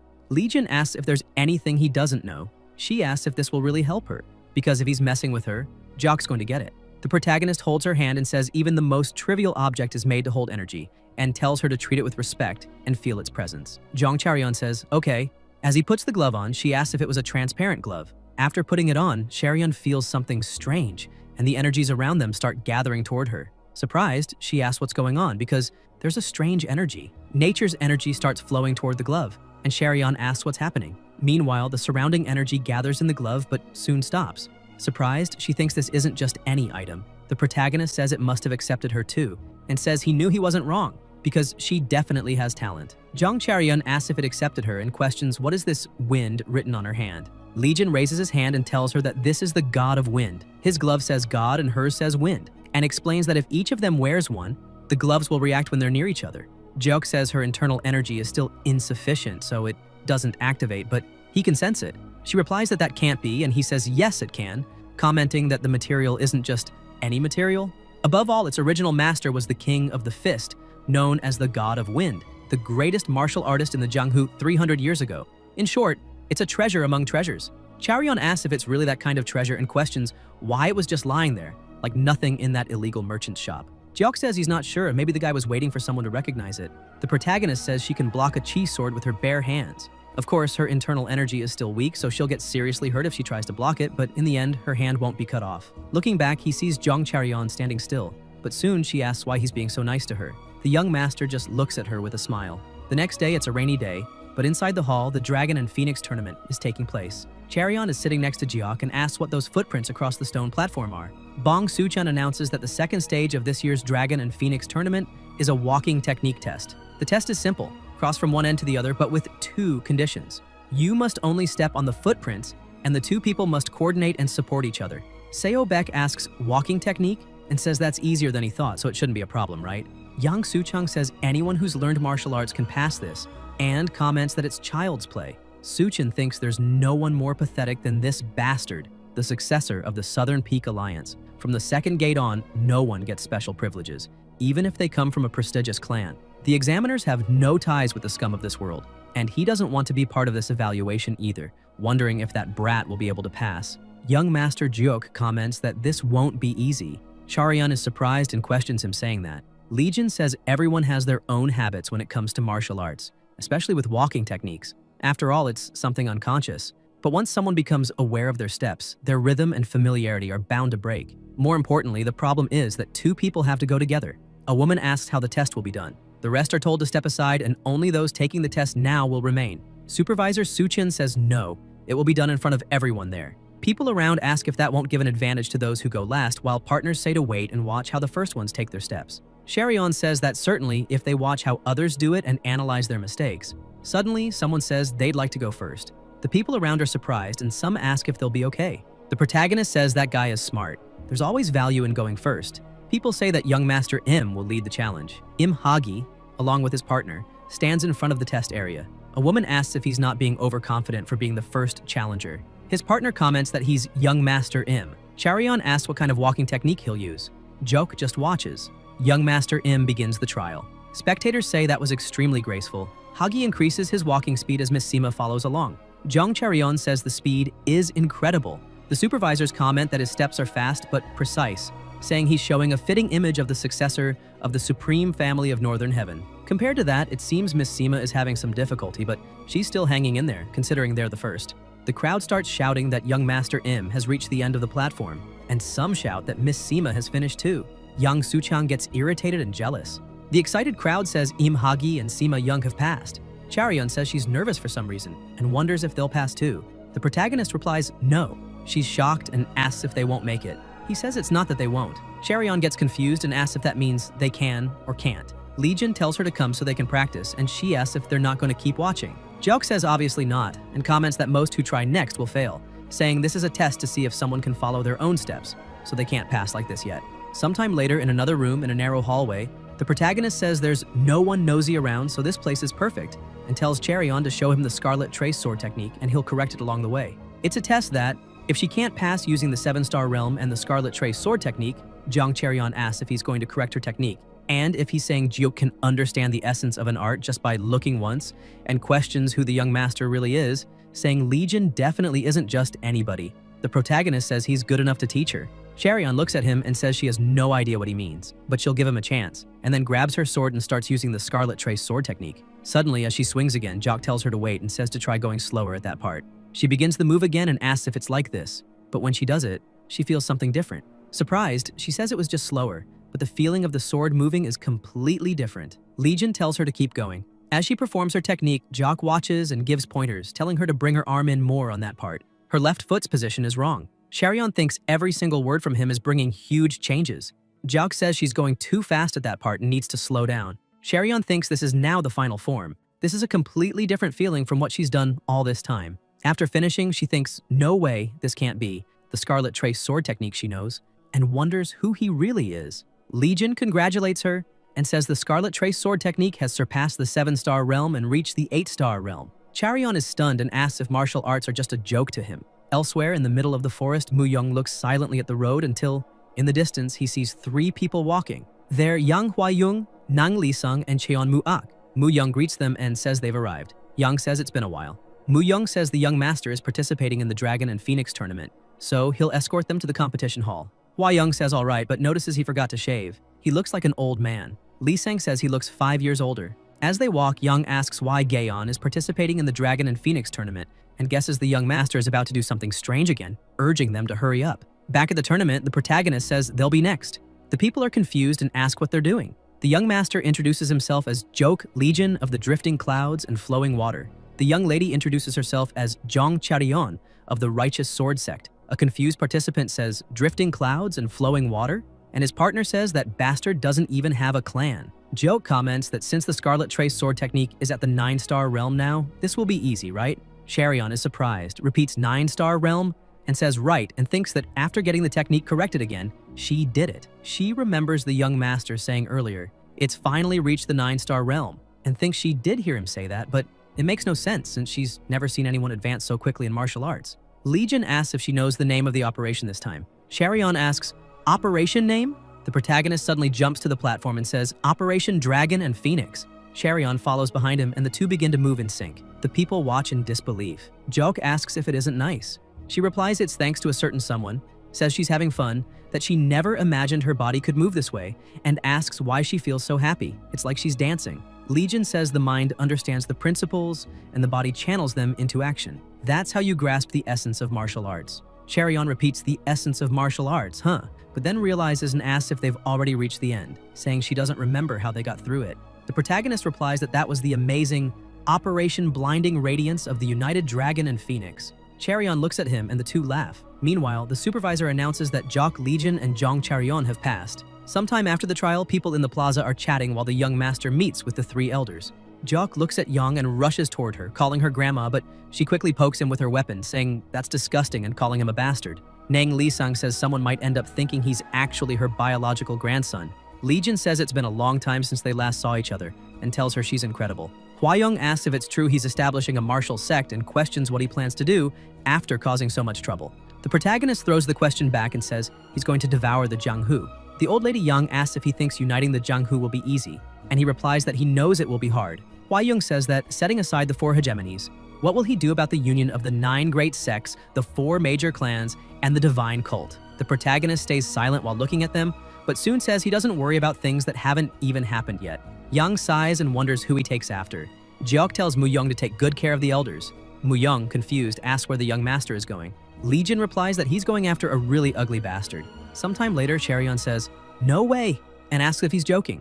Jiok says he's not and that he's serious. They're going to cross the bridge of life and death. She says she's never crossing that bridge. Legion says she'll really regret not going. The bastard he's going after now is quite connected to her, and the bridge is just like solid ground, so she can just walk across it. Charion says it's dangerous because there's a cliff right underneath. The protagonist says there's a difference between an experienced person and a beginner. An experienced person sees it exactly like solid ground. And while he doesn't think she's a martial master, if she at least has the mindset of one, doesn't she think she should at least give it a try? She thinks the young master is right. Charion is just walking a path. As she walks while holding the ropes, she comments that this is better than expected. Legion says he forgot to mention earlier that the wind there is really strong, so she better be careful. She asked what he just said. Suddenly, the wind picks up and blows Charion high into the air with a strong gust. The protagonist tells her not to be afraid. Just think of it as solid ground. She thinks he's right. This isn't different from solid ground. She closes her eyes and thinks she's falling. The young master starts gathering internal energy in his hands and shoots it toward the lady, leaving her confused. But she soon realizes she's returning to the bridge. Charion starts trembling and thinks that just now could have been the end for her and believes she has to keep going. But her body starts to be overcome by fear and her foot won't move. Joke says that when he first saw her, he thought her heart had stopped and calls Charion to come with him, because Joke likes her. She's surprised and wonders if he really likes her, then starts remembering all their moments together and the things he said. Shocked, she thinks no way, this guy likes her. While Charion is deep in thought, she begins walking across the bridge and ends up crossing it, wondering if he's joking or if she heard wrong. Legion asks if she crossed just in time. No. Zhang Charion asks what he just said. The protagonist asks what he said. Charion shyly asks if the young master said that just to distract her because she was scared. Joke looks at her silently and starts walking, saying just as he thought. She's smart. Charion, annoyed, thinks what a scumbag and wonders how Jock can play with someone's feelings. Suddenly, someone asks who's making this mess on sacred ground. A bald man shouts at her to stop right now. Surprised, Charion apologizes. When the bald man realizes who she is, he starts going back inside and comments that he guesses young people enjoy doing that kind of thing, and starts laughing, telling them to have fun. The protagonist says his disguise is quite convincing, but still, he can't fool his eyes, and calls him a hideous bastard. Inside the house, the bald man complains about how Buddha can be so indifferent and asks how he could send such a crazy monster to this place, then starts removing his skin masks while Cherion asks who that is. Legion calls him a fraud, a charlatan, and a thief. He has about 8 useless abilities. Jiang Cherion is stunned when she hears talented in 8 areas and asks if he's the infamous limitless scumbag. After removing the entire skin mask, he comments that these brats seem to know the rules of the Jianghu. This is the limitless scumbag. The protagonist puts his hand on his head and says he's his disciple. Cherion asks, "Disciple? How did that happen?" Jiang says he lost a bet and the loser was supposed to become the disciple of the winner. She asks what the bet was. The young master says the first was a game of Go. The scumbag says someone was definitely helping him through telepathy. Jiang says then there was another bet and they had a duel. The scumbag, irritated, says this guy tricked him with some dirty move or must have used a potion. Cherion thinks all these areas are specialties of the limitless scumbag and wonders if even so, Legion still beat him. The protagonist says he has a request today and that even though the guy is a charlatan, he's a good one and says he needs him to take care of a patient. The scumbag asks if Jock really thinks he'll take care of someone and if he forgot how many rich men ended up lifeless because he didn't treat them properly. Legion says if he treats this person, the bet will be over. The scumbag, surprised, immediately gets up and says, "Fine, then let's cut this disgusting connection once and for all." Cherion asks who's sick. Jock just looks at her silently. Sometime later, she's shocked and thinks, no way. The patient Legion mentioned earlier was Suryun. The scumbag begins examining her condition. Cherion thinks no one has found the cause until now. Please let him succeed this time. The protagonist asks how she is, sir. The scumbag thinks it's unbelievable. This guy's actually trying to show respect in front of others and says a venomous bee stung the girl, a rare bee called the blood bee. Ansu and Zhang Lichu, shocked, ask, "A venomous bee?" The scumbag says he'll write down the necessary medicines and prepare them, and tells them to give it to her for 15 days, then feed her well and make her exercise to build strength, and she'll regain her health in a year. The whole family is stunned hearing that. Cherion says that means Suryun can recover. Zhang Lichu kneels down, thanking him. The scumbag says no need to bow and tells him to get up. Ansu thanks young Master Joke and says that to think someone like the limitless scumbag came there, they will definitely repay his kindness. Legion tells her not to worry, her daughter fought hard for this too, even risked her life, and says it's all thanks to Cherion, adding, "Good job." She starts crying, thanking the young master. Everyone becomes emotional and starts crying with joy. Outside, Jacques tells the limitless scumbag to forgive him for everything, and that he can leave now. The scumbag says he's the straightforward type, fun to have around, but asks if that's not why he came to visit him, right?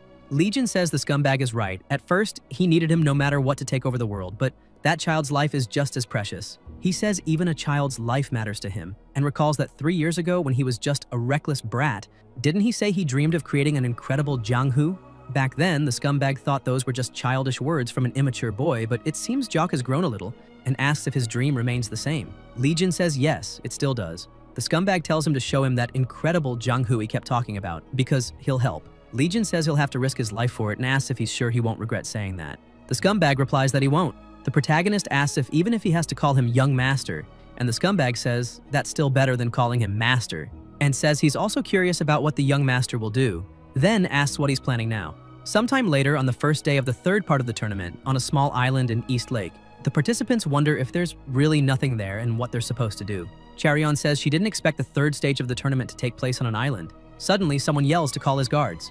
She asks what's going on. Yang Suchang, annoyed, asks if they really expect him to stay on that remote island without his guards. The supervisor tells young Master Yang to calm down and says the leader of the Southern Peak Alliance agreed to the test conditions. Suchang, outraged, says his grandfather would never allow that. The supervisor replies that, as he said, warriors from the supreme family of Northern Heaven are surrounding the entire island.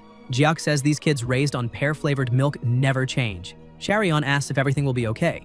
Legion says that the warriors of the supreme family of Northern Heaven, surprisingly enough, are quite skilled. Zhang Cherion asks if he can sense their qi. The protagonist says that even so, they can't let their guard down and tells her she knows what he means. In the Jianghu, a single moment of carelessness can mean the end. Trouble always shows up in moments like this. A ship heads toward the island where the test is being held. A man throws a glass near a woman, shattering it, and tells her to get out. He lies down on the bed annoyed and wonders where he'll find a woman with at least a decently shaped butt, then asks the person outside if they're in front of the island. The person answers yes. As the man asks if they have arrived yet, the navigator says they'll reach it in 15 minutes. Excited, the man says he gets thrilled imagining whether noble family women are at least a bit different. This is the demonic scourge, the greatest sexual demon of the unorthodox path.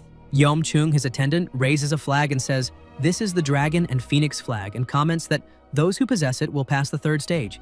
The participants ask if he's Grandmaster Yomchung and what someone of his level is doing there. Charyun comments that if the third stage is about capturing the flag, she wonders if they'll have to fight to steal it. The Grandmaster replies, no, they won't need to fight for it. Pointing forward, he asks if they see the two gates over there and explains that if they pass through the left gate, they'll eventually circle the island and arrive back at the left gate. In other words, the whole island is the third stage. The first 4 pairs to return there, a total of only 8 people, will get the flag. Suddenly, a young lady asks if this is a movement technique test and introduces herself as Ga Yang-he of the full royal blood sect, saying that's her older brother. The brother also introduces himself, saying it's a pleasure to meet them. The young lady says she must be Zhang Charyun of the righteous sword sect. Charyun asks how she knows. She replies that her older brother saw her and fell in love at first sight. The brother gets embarrassed, asks when he did that, and says it's a misunderstanding. Yomchung calls for their attention and asks if they came there to play around. They apologize. Chung says there's no way they'll be able to obtain the dragon and phoenix flag with just basic movement techniques,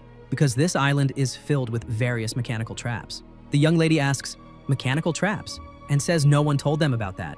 Yom tells them not to worry too much and asks if they see this wooden arrow, saying they used this instead of real weapons.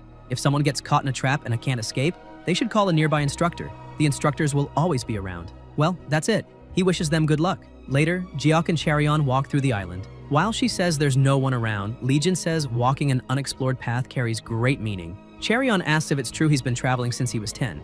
Then he must have been to many places. Jiok says there's no place he hasn't been.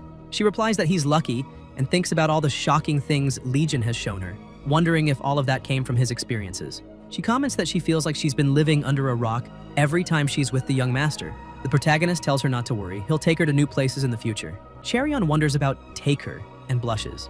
The young master asks if that old man didn't say there'd be an instructor nearby. She says yes and asks why. Jiok says he doesn't feel any presence nearby. Charyun gets confused and asks what he means. They both go silent, but Charyun asks what he's talking about. He's scaring her. Suddenly she senses something and instantly draws her sword, blocking a stealth attack. She asks if that was one of the mechanical traps. Jiok notices another arrow and stops it with his hand. Charyun asks if there was another one and thanks him, saying that at that speed, even wooden arrows would be dangerous. Legion comments that actually that arrow was real. Someone must have tampered with the trap. Suddenly, a scream echoes across the area. The protagonist rushes off at high speed, telling Charyun to follow him. Sometime later, on the island's shore, 2 guards approach a docked boat. One man asks if the other knew any ship like that was coming, and the other says no, wondering what kind of lunatic would think of docking there in the middle of the Dragon and Phoenix tournament. Suddenly, they see something flying overhead. One of the guards comments that something just fell, but when the 2 pay attention, they're shocked and say, that's Instructor Yoon. Suddenly, a voice says, it looks like there are still a few instructors left. The demonic scourge, still on the ship, comments that he sent his subordinates to take care of everyone a while ago, but they keep showing up one after another. The guards are stunned by the killing intent they feel. The mustached one tells the other to hurry and alert Supervisor Chung. The man with the top knot says he'll be back soon, so the other should be careful, but suddenly a meteor hammer wraps around his neck, cutting his head off. The mustached man, seeing it, shouts, "What the hell is this?" and calls him a bastard, asking how he dares kill a member of the heavenly family. But in the next moment, without realizing it, the meteor hammer strikes him from behind, crushing him too. The demonic scourge descends from the ship, spinning his meteor hammer, saying the women are waiting, and wonders if he should head to the banquet. Back on the island, Jock runs toward the screams and soon sees a group of people ahead and realizes what happened. Charyun arrives right behind him, and they see the young lady from earlier calling for her older brother, while holding half of his body in her arms. The others are shocked by the scene. Charyun rushes to Miss Ga, while young Master Jok notices a large sword stuck in a tree. One of the participants says he had no idea that this was the kind of competition it would be, while others shout to hell with the competition and start trying to call for an instructor. But nothing happens, and silence falls. Jiok observes the surroundings while Charyun asks why no one is coming and says something's not right. They need to go back. Legion says they can't because the island has become one huge trap. If someone planned all this, they likely predicted people would try to retreat too.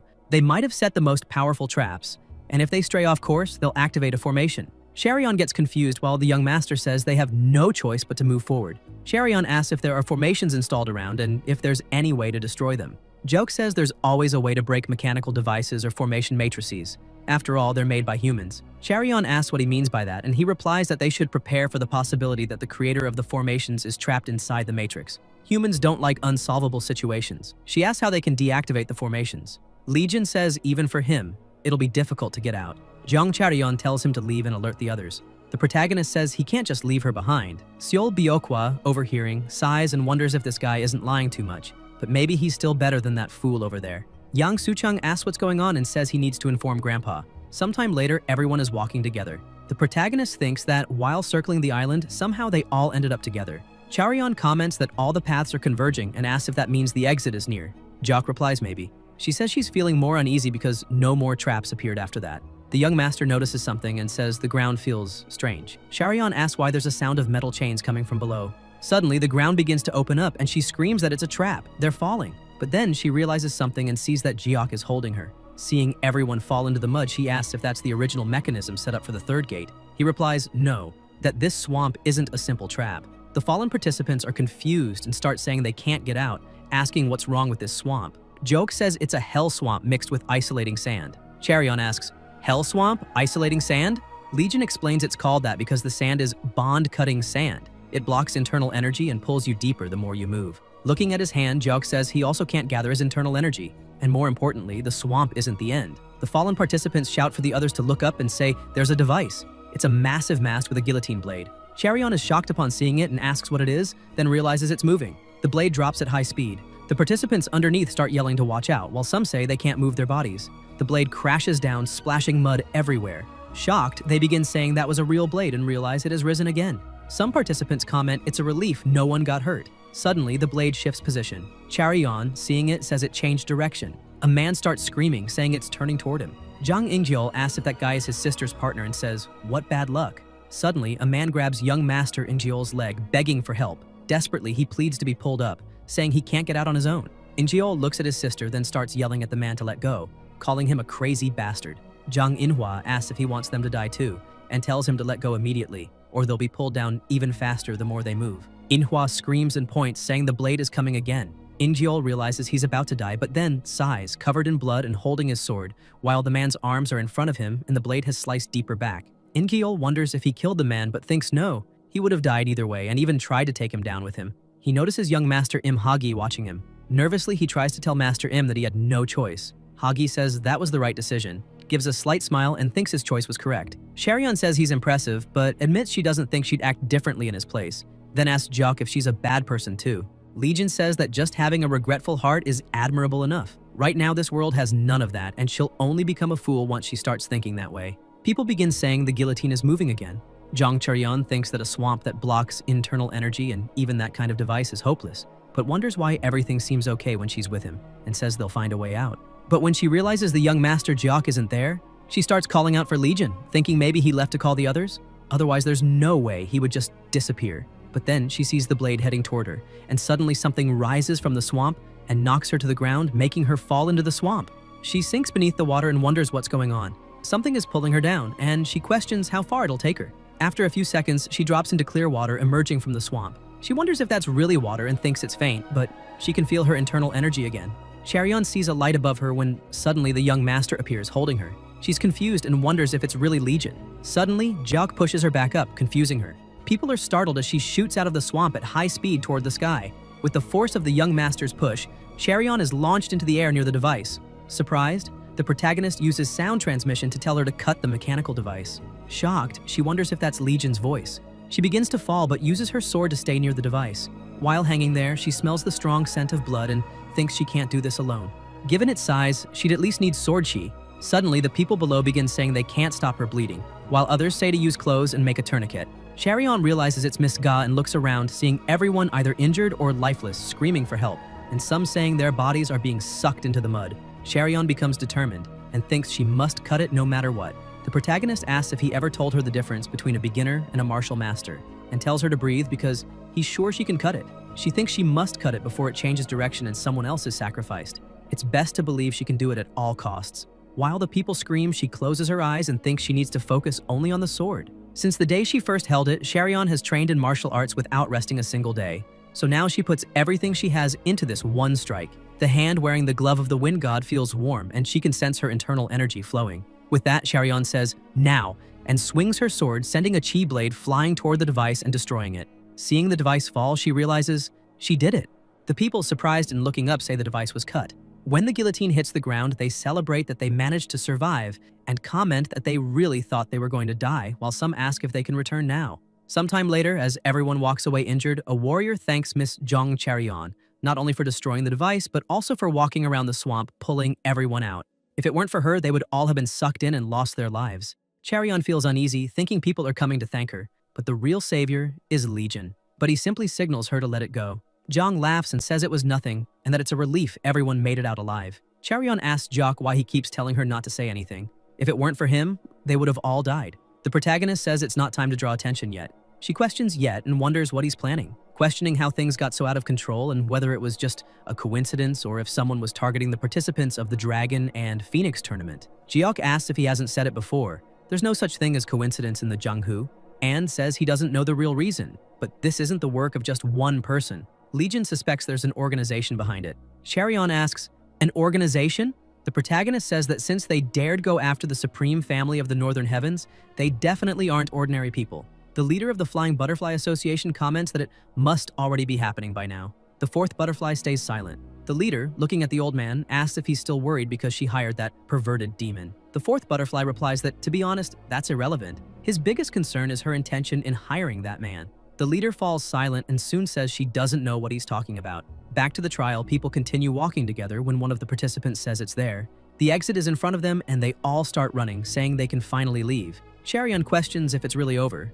As the people cross through, they stop in shock, while the protagonist comments that this isn't the energy of their advisor. Two people looking at the scene ask if it's Grandmaster Yom Chung. Beneath the place where the supervisor's bodies lie, there are many unorthodox individuals. The young warrior begins to back away as there's no way a specialist like Grandmaster Yom Chung could have lost. Jock Legion says that this isn't the end, but just the beginning. The demonic scourge says they may not know who he is, but many call him the Lust Demon. The others, surprised, ask, the Lust Demon? The demonic scourge laughs, saying it's hardly a hollow title. Charion asks if he could really be the Lust Demon. Jock explains that he's a vile scoundrel, infamous for toying with countless women and using them as human cauldrons. He treats victims as mere tools for exploitation, draining their life force through dual cultivation, a process known as extracting yin to replenish yang. Charion asks, human cauldrons? And comments that he absorbs feminine yin qi. Legion replies yes. If he captures her, her vitality will be completely drained, and she'll be left in a state between life and death. So thank God he's not a woman. Charion says this isn't the time for jokes. A woman accompanying the demonic scourge stares at the protagonist and says the boy is a little snack. Charion can't believe what she just heard. The demonic scourge says their employer told them to show these people what hell truly is. Zhang asks, their employer?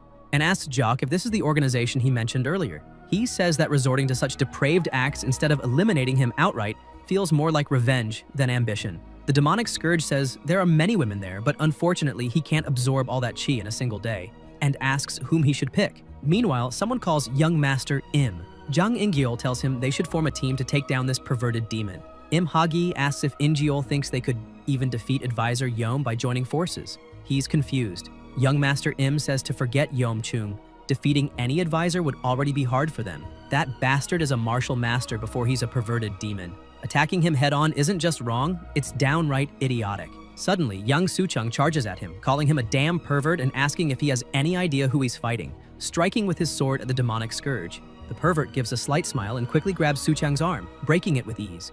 Young Yang starts screaming in pain, leaving the other young warriors shocked. The demonic scourge then grabs him by the neck and lifts him into the air, saying that he's really screaming loudly, but it just shows that all he can do is bark and tells him to tone it down. Young Suchung thinks about the overwhelming presence, but remembers how his grandfather always said that a fight is about spirit, and he starts insulting him, saying he'll pay for mocking him. But the scourge slaps him hard across the face and begins delivering a barrage of continuous slaps, leaving everyone shocked by the scene. Charion, witnessing this, says they can't just let this happen, that if everyone attacks together, they might succeed. Legion stops her and tells her to calm down, saying the scourge can't kill young Yang, and over time, this experience will greatly help him in the future. After some time being beaten, young Master Yang's face is swollen and bruised. The demonic scourge comments that he should have done this long ago and throws him to the ground, saying everything could have been much better if he had just been quiet and obedient from the beginning. Suddenly, he notices someone quickly passing by and tells them to wait, asking the name of the young lady. While helping young Master Yang, she says her name is Seol Byokwa. The scourge says that the most beautiful woman in Chongqing, Seol Byokwa, is just like the rumors described. And since she's from a prestigious sect like the Jade Water Mansion Mountain, her internal energy must be pure too. But one isn't enough. He soon notices Charion and says that woman also caught his attention, asking for her name but saying it's not really important. Then orders his men to bring both women to him and keep an eye on the others. One of the men questions, "Keep an eye?" and says they should take all the women and leave the island before outsiders notice. The Scourge grabs him by the collar and tells him to shut up, saying he's been waiting a long time for this moment. Anyone who gets in his way will lose their life. Suddenly, someone tells the demonic Scourge to wait. One of the men calls him an arrogant bastard while the Scourge asks what's going on. Jock Legion says that the woman is his Phoenix partner. They live and die together. The Scourge laughs and asks what he wants then. The protagonist says that if he wants to take her, then he has to take him too. The demonic Scourge calls him a complete lunatic, but fine, and tells his men to bring the women's partners too, saying he's going to show them something really interesting. Sometime later, inside the cave, the demonic Scourge says he's never seen women as beautiful as the two of them, and to think he got two instead of one. Today's truly his lucky day. Most of all, it seems the two are a couple. Something like this has happened before too. And he comments that he devoured the man's woman right in front of him while the guy screamed wide-eyed. It was fun, and he's been eagerly waiting for today. Suddenly, the campfire goes out and young Master Yang and Shoal Byokwa collapse unconscious. The Scourge quickly turns and wonders what that was. His spine froze, and questions if it was the wind and where it came from, thinking it's not that woman. So maybe it's that guy. Suddenly, Jock looks straight into his eyes, catching him off guard. The Scourge says so, it's him, and quickly attacks with his flail. Legion gives a slight smile and leaps upward, dodging. The Lust Demon wonders if he really dodged that attack. Jock lands on the chain and charges forward, striking with a palm attack, but the Scourge smiles and blocks it with the flail's chain, saying he's no ordinary rising star. The protagonist asks if that wasn't obvious. The Lust Demon keeps attacking Legion with his flail, causing massive destruction in the cave. Charion, carrying Byokwa, thinks the cave will collapse at this rate and wonders if Jock is okay. The Scourge pauses his attacks for a moment as the dust settles and asks where that bastard is hiding. Legion appears behind him. The Lust Demon notices and quickly tries to dodge, getting a small cut on his face. The Scourge gets irritated and traps Jock's arm with the flail's chain, saying that scars on his face will only scare the women, and hurls him away. But Legion uses the chain to gain momentum off the wall and launches back at the Scourge at high speed, landing a powerful kick to his face. The Lust Demon grows irritated, calls him a bastard, and attacks, but young Master Jock begins to block his strikes and weapon, initiating a counterattack battle between the two. Charion thinks the fight is incredible. She knew Legion was strong, but not like this. The Scourge, dodging the palm attacks, thinks he didn't expect someone like that to be here and wonders how he can be this skilled at his age. He's soon surprised to see a twin palm technique coming his way and, with a slight smile, says he'll go all out too. Their palm attacks collide, causing a massive impact. The demon calls him a foolish bastard and thinks that no matter how strong he is, if he's only 20, does he really believe he can defeat him? Especially after he absorbed so much yin qi. But he soon senses something strange and wonders why this guy isn't losing ground, and instead keeps pressing harder, yet Jock doesn't move. The pressure becomes so intense that the cave starts to collapse. Charion, watching, believes it's going to cave in completely. Meanwhile, the two remain locked in a power struggle until the cave ceiling completely gives way, and debris begins crashing down as they continue to fight. As the dust settles, the protagonist questions how such a weak guy managed to kill so many people, then channels his energy and blasts him into the rocks, inflicting internal injuries. The Scourge accepts that Jock is strong, maybe even stronger than he is. So he decides to take a hostage and throws his flail toward Charion. Legion releases the seal on his sword, the Northern Inferno Blade. The weapon emits a sinister aura, shattering the flail's chains. Jock appears like lightning above the Lust Demon with his sword and calls out to Charion, telling her to close her eyes. The Scourge jumps to the side to dodge the attack, wondering what the hell that was. He barely evaded it. But he quickly realizes another attack is coming and, unable to react, loses both hands. Jiang is shocked to see it while the Scourge quickly retreats. The protagonist with his Northern Inferno Blade asks where he thinks he's going and strikes again, cutting him. The demon realizes it and cries out for help, but Legion gives him no time. He unleashes a flurry of slashes, cutting him down relentlessly. At the end of the onslaught, he delivers a massive strike with the Inferno Blade, decapitating him. Charion watches in silence, while in his final moments, the demonic Scourge wonders who in the world he really is. The Scourge's men rush into the cave, questioning how this could have happened. They came because of strange noises, and now they're hearing that this one guy did all of this. One of the men wearing a bandana draws his weapon, furious, and charges to send Jock to hell, but is immediately sliced down before he can even react, shocking the others. Legion then charges at the rest, cutting them down with ease as if they were nothing. Charion, seeing the scene, is surprised and a little frightened by him standing among all the bodies and wonders if this is really the Jock she knows. Nervous, she calls out to Legion and is startled when their eyes meet. The protagonist says he told her to close her eyes and explains he loses control when he uses that, admitting he still hasn't been able to make her truly his. He reveals that the sword is his mother's weapon. Charion thinks it's a terrifying blade. Jock Legion says the other weapon is his father's, but questions how he'll conquer the world using only his mother's sword since he refuses to wield the other. Jiang Charion asks why, and wonders why he's even carrying his father's weapon if he won't draw it. The protagonist asks if she's alright, Charion stays silent for a moment and replies, yes, thinking that no matter which version of himself he is, he's still him. Sometime later, people begin to thank him, saying if it weren't for his generous intervention, they would all be dead, and that no one will forget what he did. Young Suchung is confused and wonders how all that happened. When he opened his eyes in the cave, there was blood on the sword in his hand. Jiok said he blacked out for a moment, and when he woke up, everyone was already lying on the ground. Charion commented that not only the perverted demon, but all his subordinates were dead. Yang remembers that's what those two told him, and strangely, it all makes sense. It can only mean that Grandpa implanted an unparalleled martial art into his body, and he thanks his grandfather, the leader of the Southern Peak Alliance, Yang In-myung. Suchung starts laughing and says it's a relief to see everyone is safe. People comment that they had a feeling he had a trick up his sleeve. Meanwhile, Seol Byokwa silently watches Charion and Jiok. Jong says she never expected him to take full responsibility for it. Legion says he did, since honor and status are everything to people like him. Jong wonders if that's really important. Jiok tells her to look over there. His ride is arriving. Thanks to this incident, he believes many things will change. Sometime later, Yang In-myung comments that the Dragon and Phoenix tournament eventually came to an end. Markwee says that exterminating the lust demon and rescuing those people was a great deed. In-myung replies that Suchung didn't do it. Markwee is confused. Yang In-myung says that boy isn't strong enough yet to defeat the lust demon. The bearded man asks who could have done it then. In-myung replies that he heard that boy participated in the tournament. Markwee, surprised, asks if he's referring to Jiok Legion. The leader of the Southern Peak Alliance confirms, yes, Jiok Legion, and wonders if he was the one who defeated the lust demon. It's unthinkable, and he says he can't help but feel that he's connected to this incident. Markwee asks if maybe he should investigate him. Yang In-myung replies that there's no need to provoke him like that. For now, act as if they know nothing and just keep watching. The bearded man says he understands and comments that, in any case, this is an opportunity to tarnish the reputation of the supreme family of the Northern Heavens. The leader of the Southern Peak Alliance responds that he's decided to let this incident go. The man is confused, but Yang explains they can still use this to their advantage. However, they haven't dug a deep enough hole yet to bury them. The mastermind behind this incident was certainly bold. Since this happened during the Dragon and Phoenix tournament, there's no reason to think the Celestial Dragon tournament will be spared either. And he doesn't know who's pulling the strings, but promises they'll be made to dance. Elsewhere, at the New Wind Manor, Charion says he mentioned going somewhere, but asks, New Wind Manor? What kind of place is that? He replies that it's his home. Jong asks if that's really his home, and says that just when she thinks he can't surprise her more, he does it again every time. Charion comments that he built it with the meaning of being a new breeze that will sweep across the Jianghu. Upon entering, she's amazed. Jiok asks what she thinks and if she likes it.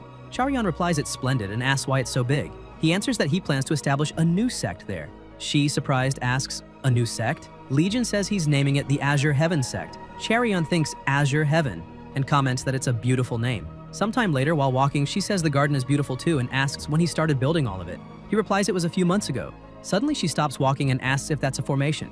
Jiok says yes, it's a formation that blocks sound. Charion asks if it really blocks sound and why. Young Master Jiok begins opening a gate and explains it's because the true Azure Heaven sect is still under construction. Jong Charion wonders how there can be a place behind the doors of a regular manor. The protagonist says, in other words, the New Wind Manor is the entrance to Azure Heaven. They took advantage of the gorge-shaped terrain and planned to handle everything while using the New Wind Manor's name, and all the workers brought in were blindfolded, so he believes that's the best way to ensure their safety. He'll create a training hall and dorms that can house thousands. Charion thinks she can't believe it, and wonders how many groups in the Jianghu could even support that many people, and what the hell he's planning.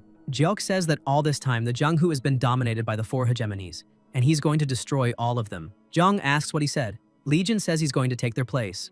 At the Supreme Family of the Northern Heavens Wuhan branch, Ga Yunsang, leader of the Blood King sect, says they entrusted their children to them because they had faith. But now, is he saying he's sorry? Would he say that if he had lost a child? The other sect leaders whisper whether they should stop him. Another comments that he's lost it. He lost his best disciple, and his youngest daughter had her feet cut off. Im Cheon says that, as a father, he understands how the family leader feels and says his house will thoroughly investigate this incident. Sometime earlier, Ban Nue, military advisor of the Supreme Family of the Northern Heavens, comments that these people lost their children, and surely some will not accept that quietly. Xians, leader of the Supreme Family of the Northern Heavens, says that the fact this happened at the 3rd gate they had secretly prepared can only mean there's a traitor within their house, and questions what he should do.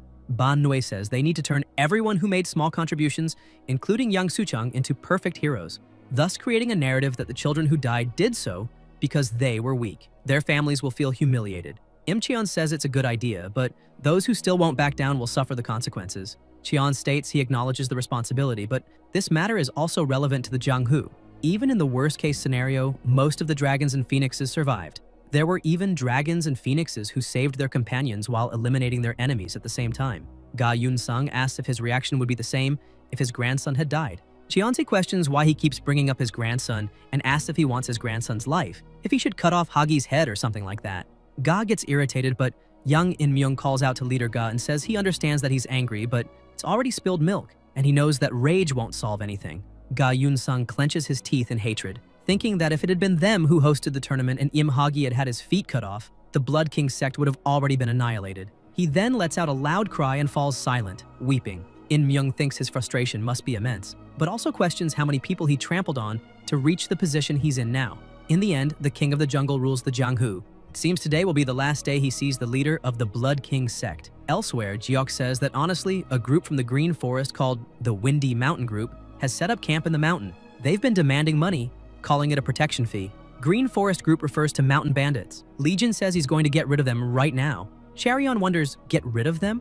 And thinks to herself, is it that again? She tells Jock to wait and says, isn't there a chance that some of them were good people who had no choice but to become bandits to survive? He replies that first of all, there's no such thing as a kind bandit. Hooded and kind enemies. That makes no sense, right? And says that good people remain good until the end. Charion says, even so, isn't eliminating them too much? Jock asks, eliminate who? The guards of the Windy Mountain Group see the protagonist and Zhang walking and ask who they are. The big guy asks if they're lost and says the girl is pretty cute. Legion says they could just tell them to leave, but the guards quickly charge forward with sword strikes, and Jock asks if he's a demonic maniac or something. Charion notices and yells. The protagonist grabs the sword strike with his hand and counters with the hilt to the man's face, smashing his nose and some teeth. Jiang, seeing it, wonders what he meant by not eliminating them. The other guard stops attacking after seeing his comrade hurt. When Jock looks at him and smirks, he trembles and runs away. Legion charges at him, saying he could have hit them. At the Windy Mountain Group's camp, Charion is fighting off some bandits while the protagonist asks if she can't feel the killing intent. If she hesitates, she'll lose her life. One of the bandits appears behind her, but she notices and quickly counters, striking him, and thinks she's different now. Her martial arts have improved a lot. Legion asks if it's not great. This feeling will make her even stronger, but this isn't the end. Suddenly, she senses something coming and slashes with her sword, asking if it's a hidden weapon. But it's a bag of powder that falls on her eyes. Zhang asks what it is. Suddenly, the leader of the bandits appears and says, to think that this chaos was caused by just 2 people, and comments that they must be skilled. But not everything in this world can be solved with martial arts. Charion asks if it's poison. The leader replies that it's not just poison, it's poison mixed with an aphrodisiac. He says her body will grow hotter and she'll give herself to any man. If she doesn't dual cultivate with someone, she'll bleed from every part of her body. He adds that he can't eliminate those who cause such a mess. Charion, worried, says it's an aphrodisiac. Legion tells her to relax. There's a man right here pointing at himself. Jeong Charion charges at the bandit leader, demanding he give her the antidote. A few minutes later, the bandit leader, sitting on the ground, says she must know she was hit by that bag of poison. Only one of the 3 vials contains the antidote, while the others contain potions that will massively increase the effect of the original poison, and he says he'll take her to the end with him. Zhang, worried, asks what he said, but Jock says it's simple, just pour the poison on that bastard. Charion questions the poison, and Legion explains that his martial arts are weaker than hers, so he'll die first. If he wants to live, he'll reveal the antidote and adds that they're both going to die anyway, so just do it. The leader, in disbelief, asks what kind of thinking that is. Charion wonders if she really has to pour poison on someone in order to survive. The protagonist notices her hand shaking and lets out a deep sigh, saying his mother would have liked her if she saw her. She asks, your mother? And why? Jock replies that it's because she's just like his father. Then he knocks out the bandit with a kick and tells Zhang Charion to follow his instructions and control her internal energy, asking if she feels a different energy inside her body, then starts guiding her step by step. Sometime later, Zhang says it can't be true and comments that the poison's energy really disappeared. Legion says she did well not pouring the poison on him. Charion asks if he's being serious. He replies that he likes her because she can't bring herself to do those things. She's surprised, and the protagonist says that in return, she gets stronger. And only when she's strong will she truly be able to protect her own kind heart. Because in this world, being kind and positive has become outdated and frustrating, so she needs to be strong. She can only keep getting stronger. At the Palm Essence Union, Zhang Daesan, the union leader, comments that he heard the girl from the Righteous Sword sect did really well in the Dragon and Phoenix tournament, and asks if that wasn't the one Injeol was supposed to team up with for the event. Zhang Inhua replies that's right, but she didn't give them the slightest bit of hope. Well, he'd understand if he saw young Master Jock. Injeol calls her a little brat, while his sister says that either way, it was pathetic to grovel over a worthless girl. Deason calls him an idiot and asks if he's really letting himself be looked down on by such a lowly family. Well, forget it. They say the leader of the Blood King sect took his own life. Jiang Ingyol asks, took his own life? Just because his daughter lost her foot. Manhwa says it's stupid and asks if he really thinks it was voluntary. Then says the Supreme Family of the Northern Heavens must have had a hand in it. Ingyol is shocked, while their father says she's right. The Supreme Family of the Northern Heavens is ruthless enough to do something like that.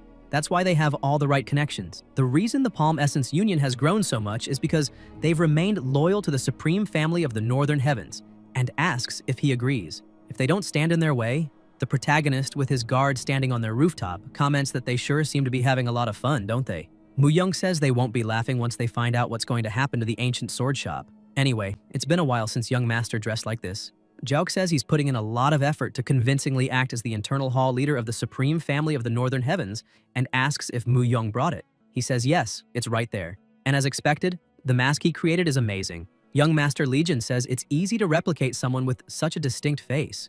Mu-young thinks that even so, the truly terrifying part is what the young master can mimic. The voice, expressions, even their habits, becoming identical to the real person. Jiaok says that if things go well today, they won't need to think about money for a while. More than that, they'll create a rift between the Palm Essence Union and the Supreme Family of the Northern Heavens. Mu-young asks the young master to be careful and says he knows the disguise technique is extraordinary. Jiaok replies not to worry, he knows it's impossible to replicate someone perfectly. However, if it's shown to a greedy old man in the dark of night, he asks, how could that man not completely lose his reason? Anyway, if his mother finds out he took this, he'll be in trouble. His guard says she'll understand. Jiaok calls out to Mu-young and says it's easy for him to say, he's never been slapped by her, right? He replies to be careful, then says he confirmed the real internal hall leader is asleep at home. He's not going out tonight.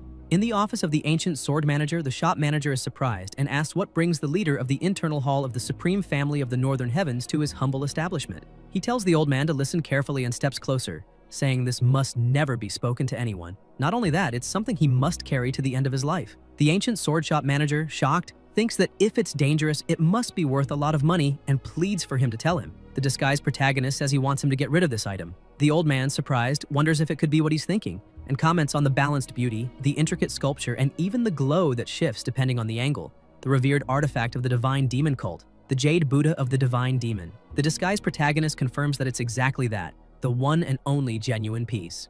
The old man thinks that this Jade Buddha is worth at least 500,000 Nayang. If he can pull off this deal without the leader of the Palm Essence Union finding out, he wonders if he can offer 400,000 Nayang. There's no way someone could get rid of such an item in secret unless it's through him. Besides, it's dangerous just to own it. He figures he can negotiate an even lower price and says he'll offer 200,000 Nayang. The disguised protagonist asks, 200,000 Nayang?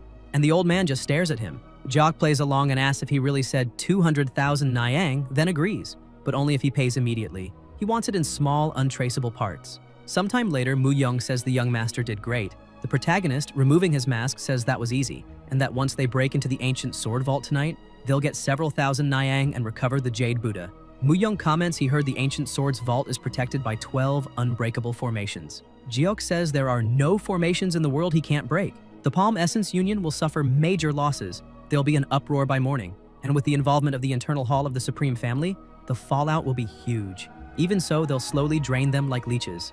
At dawn, at the Palm Essence Union, Dae-sun, furious, asks if the ancient sword store was robbed. The trembling manager says that when he checked the vault, all the protective mechanisms had been destroyed and the antiques and money were all gone. But there's something strange. He was visited yesterday by the leader of the Hall of the Supreme Family of the North. Dae-sun asks, Hall Leader Im, and confirms if he means the internal Hall Leader and asks why he was there.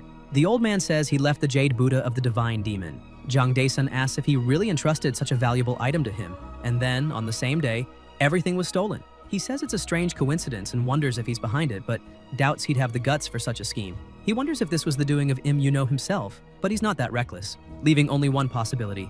The Supreme Family of the Northern Heavens orchestrated this deliberately. They've been running their business in Wuhan through them all this time and kept a close relationship, so why would things suddenly shift like this? Suddenly, a servant enters calling the union leader and says they have a big problem. The iron vault has been broken into. Jiang Dae-sun, enraged, asks what the hell is going on, and if all the weapons have been stolen. Sometime later, the protagonist is with Mu-young in a carriage full of weapons. He says he didn't expect the Palm Essence Union's iron vault to have so many good weapons. Mu-young comments that makes sense, since they were going to be delivered to the Supreme Family of the Northern Heavens. Legion says he left enough traces in the vault for the Northern Heavens to be suspected.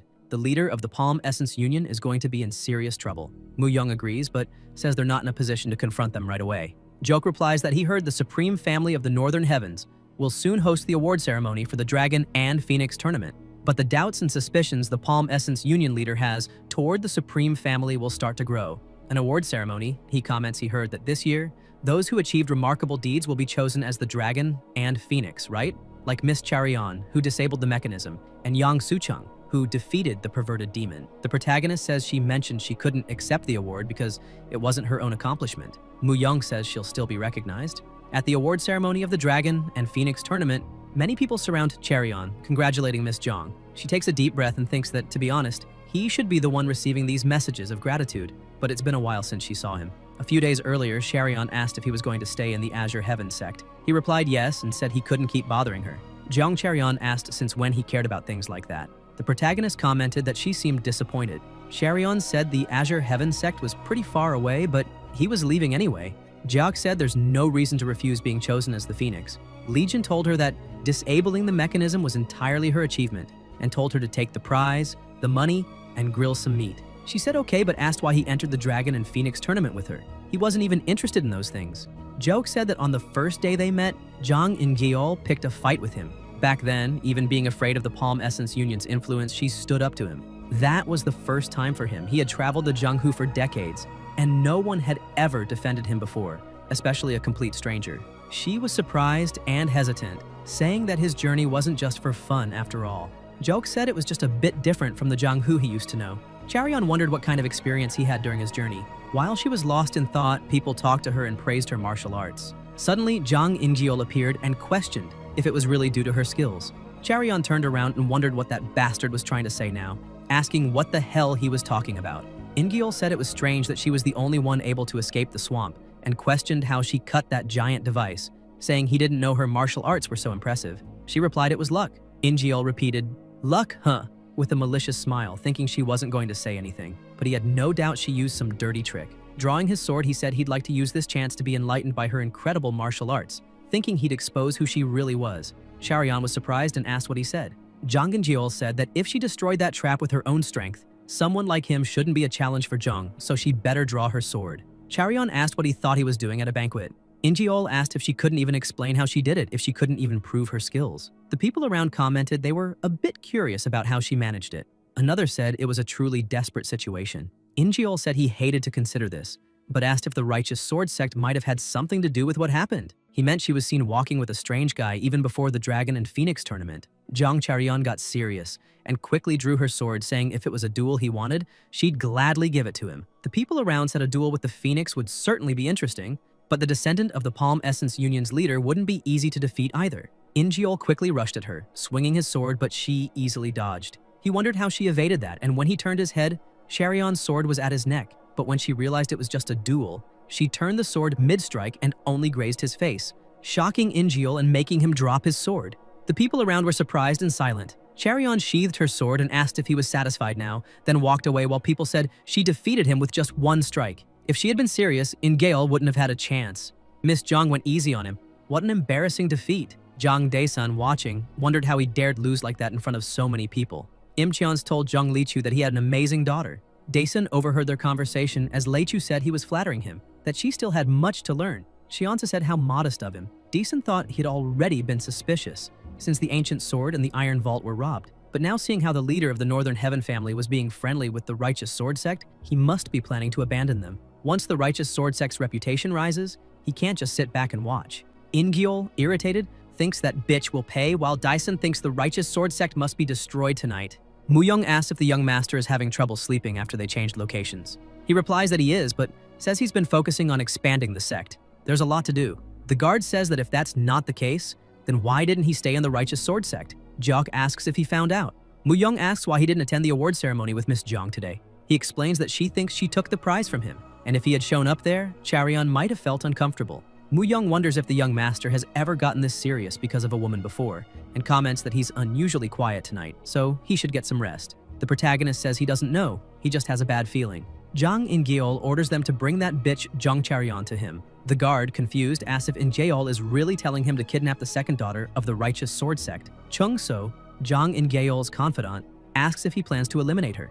In-geol says that simply eliminating her won't be enough. He'll make her experience a pain worse than death. Sun enters the room, startling them, and sternly says that tonight they will wipe out the righteous sword sect and clearly show what happens to those who dare challenge their family. He says that Chung So will join them as they need a high-ranking martial artist. Chung responds that he understands and addresses him as Union Leader. Jang In-gyeol quickly glances at him, giving a signal, and Chung nods, showing he understands. He then starts to follow the Union Leader.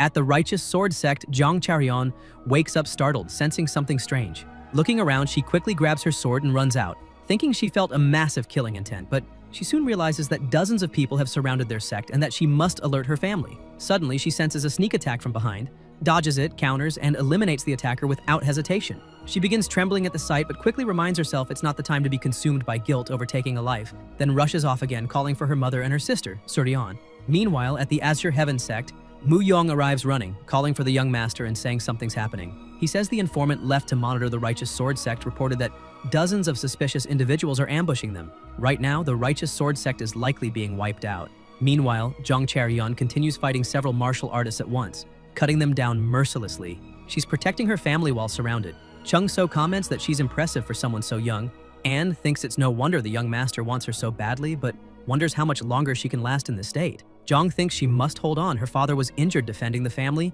and she's the only one still standing. A hooded man says that if she surrenders, he'll spare their lives. Charyeon gives a faint smile and wonders why, at times like these, she can almost hear his voice saying, "You're foolish enough to believe that?" But she can barely stand now and believes she can't rely on Legion. This is a family matter. As she tries to fend off attacks, her weakness causes her to drop her sword. Chung So tells the others to leave the girl alive and kill the rest. The executioners rush toward An Su. Her mother closes her eyes while holding her sister in her arms. When Charyeon appears in front of the hooded man, she stops his sword with her hand. The man wonders if she blocked the blade with her bare hands. The wind god's glove managed to endure the strike, but the recoil causes her internal injuries, making her fall and vomit blood. Powerless, she believes she can't move anymore and remembers when Jock gave her the glove, telling her it could block sword chi with her hands, but since her internal energy was still weak, she'd be seriously hurt using it.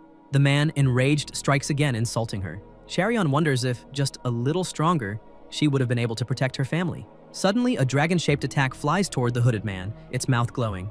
The man is stunned as his neck snaps, and he's launched into the wall with a massive impact. Jang Charyeon is stunned by the scene, while everyone around is left in shock. Charyeon looks forward and is surprised to see Legion. The protagonist asks if she's alright. Kneeling on the ground with her head lowered, she quietly replies, "Yes." Jock lets out a deep sigh as he looks seriously at the hooded men. The executioners stare at him while Chung So asks who he is, then immediately orders his men to eliminate that brat first. Legion, irritated, clenches his fist with internal energy and lands a solid strike to one of the executioner's ribs, sending him flying. Another enemy approaches Jiok, preparing an attack and yelling for him to go to hell, but the protagonist quickly kicks his leg, breaking it and throwing him off balance, then follows with another kick, smashing his head against the ground. Chung, so surprised, wonders what that was and realizes Jock is incredibly fast. He couldn't even see his movements. He looks around, trying to locate Legion, but by the time he realizes it, all his men have already been taken down with ease. He quickly turns around, swinging his sword, wondering if Jock is behind him. Legion dodges the strike and charges at Chung So, landing a punch square in his chest. The man drops his sword and his hood begins to slide off, revealing his face. The protagonist immediately grabs Chung So's sword, calls them bastards, and with his weapon, attacks him, saying they must be Jang In-gyeol's subordinates. The man yells for him to wait, but Jock drives the sword into the ground beside his neck. Trembling and with a shaky voice, Chang So says that the leader of the Palm Essence Union ordered them to eliminate everyone, but gave specific orders to spare that woman. Jock Legion, with a serious look, asks why.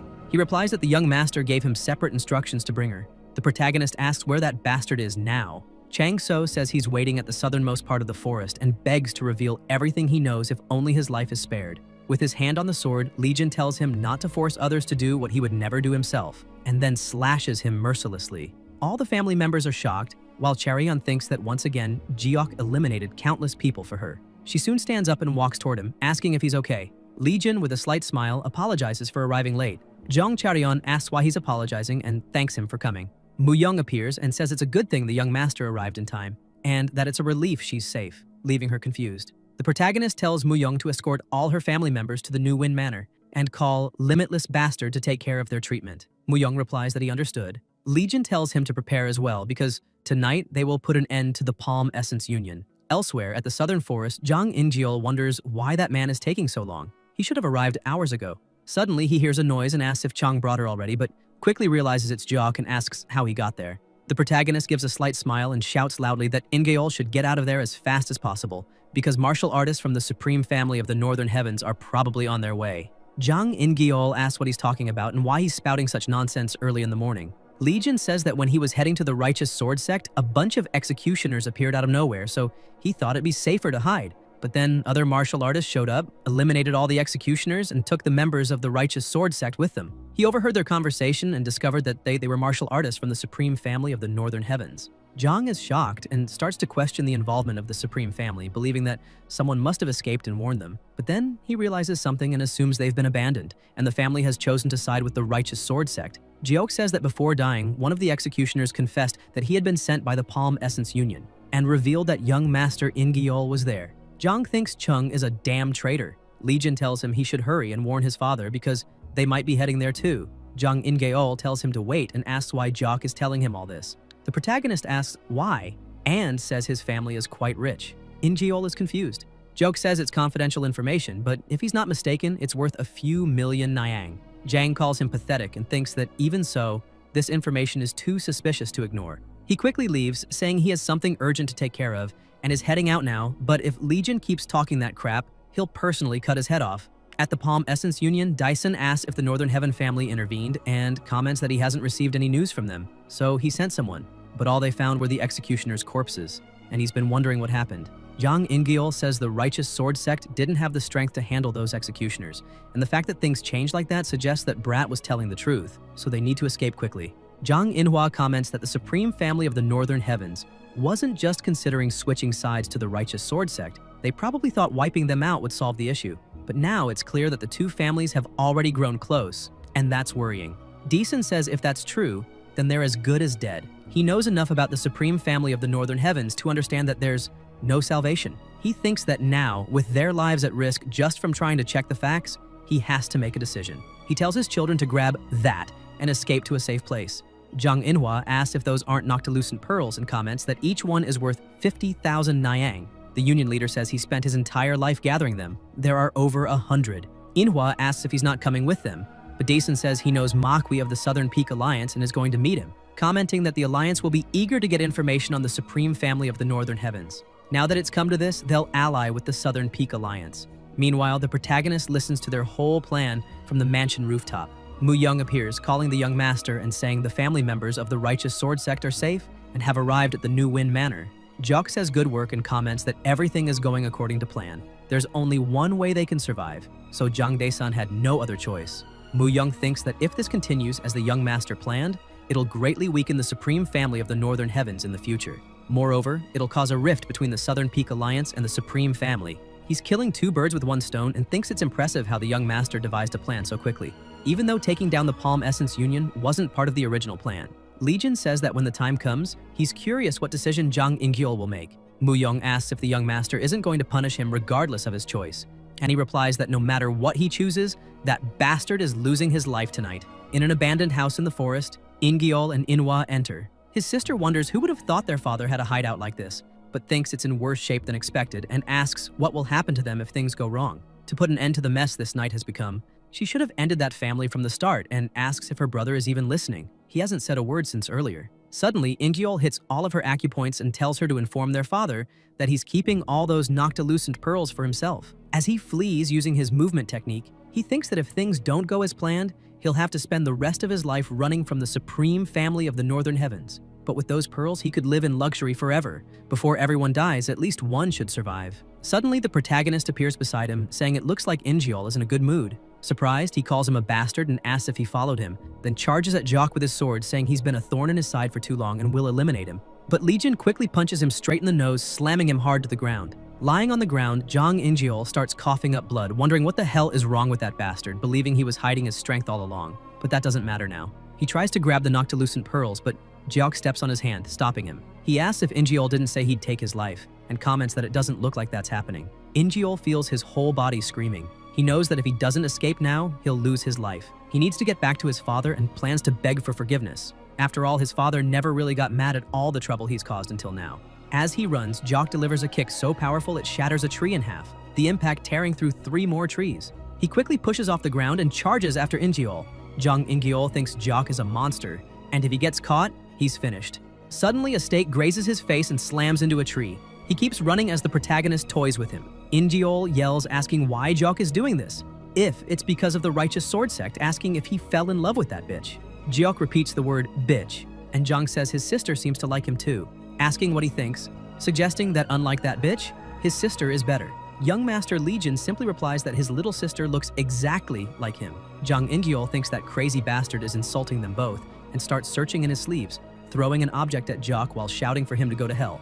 He believes it's a poison so strong that a single drop could melt flesh and assumes Jeok was careless. But then he sees Jeok catching it with just 2 fingers. He dodges, but the attack still destroys several trees. In-gyeol wonders what's going on. It feels like this chase is a game to the protagonist. Jeok jokes that it's a game of tag and says it's a good way to get rid of a bastard like him. Jang In-gyeol gets angry but refuses to believe Jeok thinks he'll surrender that easily. Suddenly, Legion stops the chase and asks Mu-young if he fell for it. The guard asks why the young master let him run, and Jeok replies that there's a more painful way to deal with that bastard. Mu-young says he recovered the noctilucent pearls, and that it looks like the young master's financial troubles are over for a good while. Jeok says that's great. Meanwhile, In-gyeol, still running endlessly, believes he's finally survived and soon sees his father and sister talking. Jang calls out for his father, begging for help. Desun calls him a bastard and asks how he could abandon his younger sister and run away in a situation like that. On top of it, taking the noctilucent pearls. In-gyeol begs him to wait, says that bastard is trying to kill him, and accuses him of stealing the pearls too. Shaking, In-gyeol says that now that he thinks about it, it must have been that bastard who killed the executioners sent to the righteous sword sect and also Kwan. Desun asks what he's talking about. Who is this brat? His son replies, that bastard Jeok Legion. His father and sister are shocked. Desun, furious, asks if he's really saying a single boy killed all those grown men, took the noctilucent pearls, and he barely escaped alive. In-gyeol says yes and begs his father to stop him. His father then questions why he doesn't sense anyone approaching. Jang In-gyeol looks back and says, there's no way. He must have run off as soon as he saw me, Dad. Desun places a hand on his son's chest and starts gathering internal energy. In-gyeol realizes it, looks down, and Manhwa is stunned. In-gyeol begins vomiting blood and clutches his father's hand, asking why.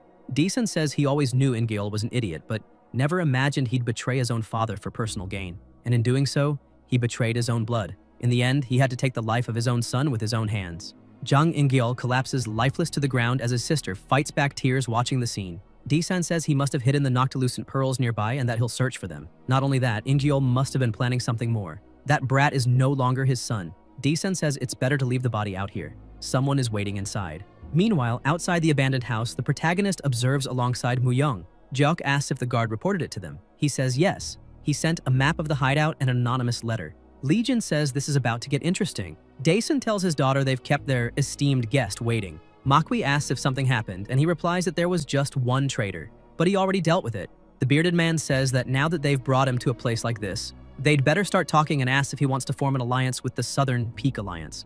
The Union leader says that, as he mentioned before, the Supreme Family of the Northern Heavens has turned against them, and with the information he has, it could benefit them. Suddenly, a loud noise echoes around the house. The door bursts open and several martial artists come charging in. Desun asks who they are. Behind the warriors, a man begins walking forward, saying they received some suspicious information, so they decided to investigate, and comments that it seems Desun is betraying them and trying to ally with the Southern Peak Alliance. But it won't be that easy. Desun wonders if it's the military advisor Ban Nue from the Supreme Family of the Northern Heavens, but gets confused, questioning how it could be betrayal when it was the family who betrayed them first. Desun says it's all a misunderstanding, that everything happened because the Supreme Family saved the Righteous Sword Sect. Ban asks about the Righteous Sword Sect and questions what kind of bullshit he's spouting so early in the morning.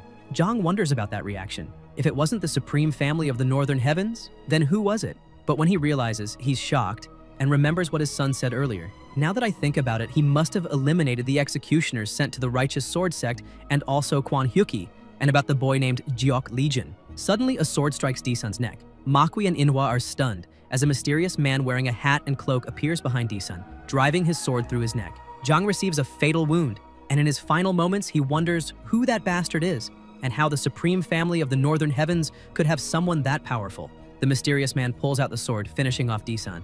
Jang In-hwa runs to the body, screaming for her father. Military advisor Ban Nue asks Makwi if he's the leader of the Southern Peak Alliance's White Tiger Squad and says it's not very smart to get involved so carelessly, warning that this is just a small lesson. Makwi thinks this turned out worse than expected. The man in the hat and cloak asks Ban what they'll do with the woman. The advisor looks at her and orders them to get rid of her too. Sometime later, the men of the Supreme Family of the Northern Heavens set fire to the abandoned house to erase any traces. Mu-young tells the young master that he'll hire 50 trustworthy people, For now, they'll manage New Wind Manor to mislead prying eyes, and then he'll immediately take over all the businesses and clients that used to belong to the Palm Essence Union. Legion tells his guard he'll leave it to him, since now is not the time to draw attention from the 4 hegemonies. He says not to worry and asks if the young master doesn't like endings like this. The protagonist says that's not it. He just believes everyone must be punished for the crimes they committed. He feels no sympathy for them. Mu-young then asks why Legion seems so disappointed. He replies that he thought this Jianghu was his father's Jianghu.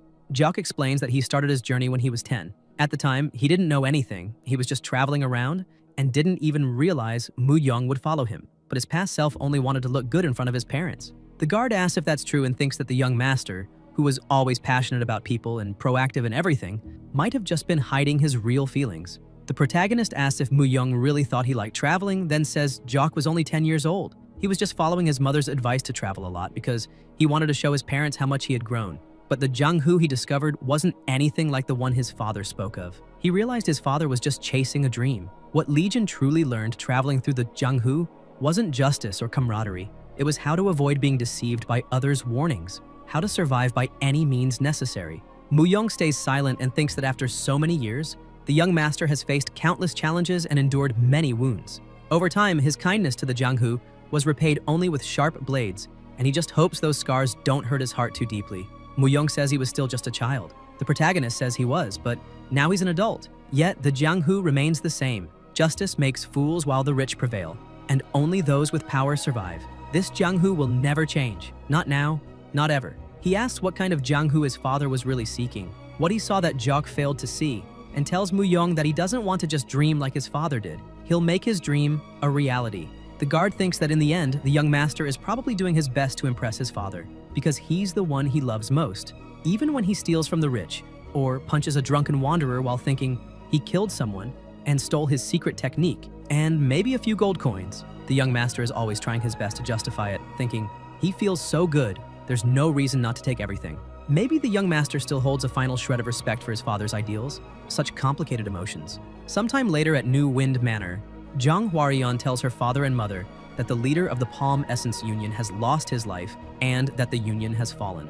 Jiang Lichu, shocked, asks what his daughter just said and what happened. Huarian says that's just how the world is and explains that the union's leader, Jiang, was punished after betraying the supreme family of the Northern Heavens and trying to ally with the Southern Peak Alliance. He comments what a coincidence, but either way, Lichu had no idea young Master Jiok had such impressive martial arts skills, and if not for him, they wouldn't have survived. Now he's even building that incredible mansion, and the more he sees, the more he wonders about Jiok's origins. But speaking of which, he asks where Charion is.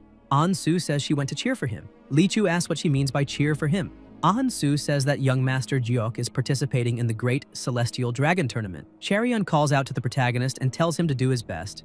Jiok gives a small smile. She sighs deeply and believes he doesn't even need the encouragement. The tournament judge begins announcing that the preliminary round of the Great Celestial Dragon Tournament is about to begin. The first contestant is the master of fist techniques, a well-known name in Guangdong, Guangdong's tiger, Li Hyok, the Wind Fist Demon, and his opponent is a young man, just 20 years old, participating for the first time. Spectators are shocked, asking if he's only 20, while a mustached man questions what a mere kid is doing there, saying he's just throwing his life away. The judge announces his name is Jiok Legion. The fight begins frantically. Li Hyok immediately throws a punch toward Jiok, who barely dodges by dropping to the ground. Hyok stares at him seriously as Legion, surprised, quickly gets up and starts running. People start laughing, saying this guy suddenly started running away. As he runs, the protagonist yells for someone to save him. The crowd, still laughing, wonders why he even entered the Great Celestial Dragon Tournament if he was going to act like that, and some ask if the weapons on his back are just for decoration. As the fight goes on, Hyok throws a kick, but Jiok jumps out of the way, dodging it, and continues evading Li Hyok's consecutive attacks by rolling around. Viewers watching his rolling are stunned and wonder if it's the donkey roll, a desperate move where someone lays down and rolls on the ground like a donkey to avoid enemy attacks. Among martial artists, this move is considered extremely shameful. An old man shouts at young Master Jiok, telling him to surrender before he gets hurt. At this rate, he might actually die. Some spectators yell at the Wind Fist Demon to stop playing around and end it already. Li Hyok, irritated, thinks these people really don't hold back. This guy's movements are so clumsy, yet somehow he dodges everything by a hair and hasn't thrown a single attack. Suddenly, Legion rushes at Hyok and throws a punch infused with internal energy, surprising him. But just as the punch nears Hyok's head, the protagonist merely taps him lightly. Seeing that mocking smile, the Wind Fist Demon thinks this little punk will pay. Legion pushes him, causing him to fall on his butt. The whole crowd bursts out laughing, asking what kind of fist technique that was, and saying even their 5-year-old hits harder than that. Suddenly, the Wind Fist demon's veins bulge and he starts vomiting profusely. People are shocked, asking what's happening and if it's some kind of manipulation. They wonder if it was a chi deviation. Taking a hit from a rookie must be a major stain on his honor. The judge announces Jock Legion as the winner. The crowd begins booing him, saying that if he has any shame, he should just drop out of the tournament, while others comment how funny it was. Charion, unsure what to expect, wonders what Legion is planning this time. Elsewhere at the betting and gambling house, Muyong bets 100,000 Nyang and says he'll put everything on Jock Legion. Meanwhile, the three elders remain silent. The betting house manager asks if they're talking about that young guy who barely won his first match, questioning why they'd want to bet so much on him. The elders, with slight smiles, say they'd like to bet 3,000 Nyang on Legion as well. The manager laughs and asks if they're trying to become billionaires overnight, commenting that the bets are certainly wild. He says that if he wins, they'll make 59 times their wager, and notes that it looks like everyone there enjoys gambling. Cheon Mu-ak begins pulling something from his clothes and asks if he can bet the Blood Venom Pearl. The manager says of course, but asks them to wait a moment so he can verify the money and the Blood Venom Pearl. Yang Hua-young asks when he even hid something like that, but says anyway, the more they bet, the better it'll be. Mu-ak says he's not betting on Jock Legion. Hua-young then asks who he's betting on. Cheon Mu-ak replies that it's the Nameless Traveler. The others are surprised and start wondering who this Nameless Traveler is, and Yang soon asks who that even is. Mu-ak stays silent with a serious expression. Sometime later, back at New Wind Manor, they're chatting and saying that this guy entered the competition without even knowing it and wondering what kind of name Nameless Traveler is, calling it childish. Ak says he just made it up on the spot. Young Master Legion says they should have stopped him from participating in the first place. Yang Hua-young tells Jock not to worry because she'll make sure he's buried in a nice, sunny place. Charion suddenly notices something and, startled, wonders what's with that look. Hua-young asks if her name is Charion and says the more she looks at her, the more she remembers someone from when she was younger. Lee Sang and Ak, hearing that, are caught off guard and both spit out their drinks in disbelief. Yang asks them if Charion doesn't look like her and orders them to say so. Hesitantly, Lee Sang replies that the two really do resemble each other. The young master, pouring his drink, stares at Ak and says, "It's curious to think that an old man who never cared for fame or fortune would join the tournament," and says it seems like Mu-ak only entered the tournament to fight him. Lee Sang and Charion watch the two. Ak gives a slight smile and says that now that he knows the young master inherited both martial arts styles, his and the young lady's, how could he possibly hold back? That evening, on the bridge near the lake at New Wind Manor, Legion says he's in big trouble. Zhang asks what kind of trouble. He replies that he's not confident he can win, and says he needs to win to make his sect known and secure funds to keep it going. Charion asks if he's serious and wonders what they'll do. Joke says he needs to eat lots of meat. She says that Legion really ate a lot today and asks if it's okay for him to eat meat every day. Joke Legion says yes and claims he mastered his martial arts so that meat turns into vegetables inside his body. Charion, in disbelief, thinks there's no such martial art. Suddenly, a hooded man with an eagle appears on the roof. Jiok asks what brings him here. The mysterious man tells the young master he has crossed the line. Legion responds by asking if he's being told to turn back and asks who decides where that line is. The man stays silent as the protagonist says it must have been his father and tells him to make sure to relay that to him. The hooded man receives the message and quickly sends off his eagle with it. The eagle flies off to another location. Legion's father says it seems a letter has arrived at floating clouds and flowing water. He says it must be news from Legion. As he takes the letter, he wonders if his son has finally matured. After reading it, he questions whether he's still trying to conquer the world, commenting, "That's Jock Soren."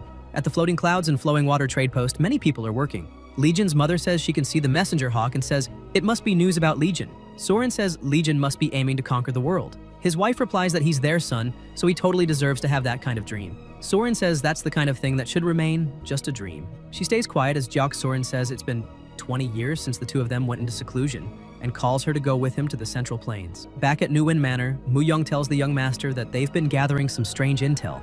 As instructed, they've been exchanging information with black weapon merchants, and one of them said someone claimed to have sold 300 rounds of exploding thunders. The protagonist asks, "Exploding thunders?"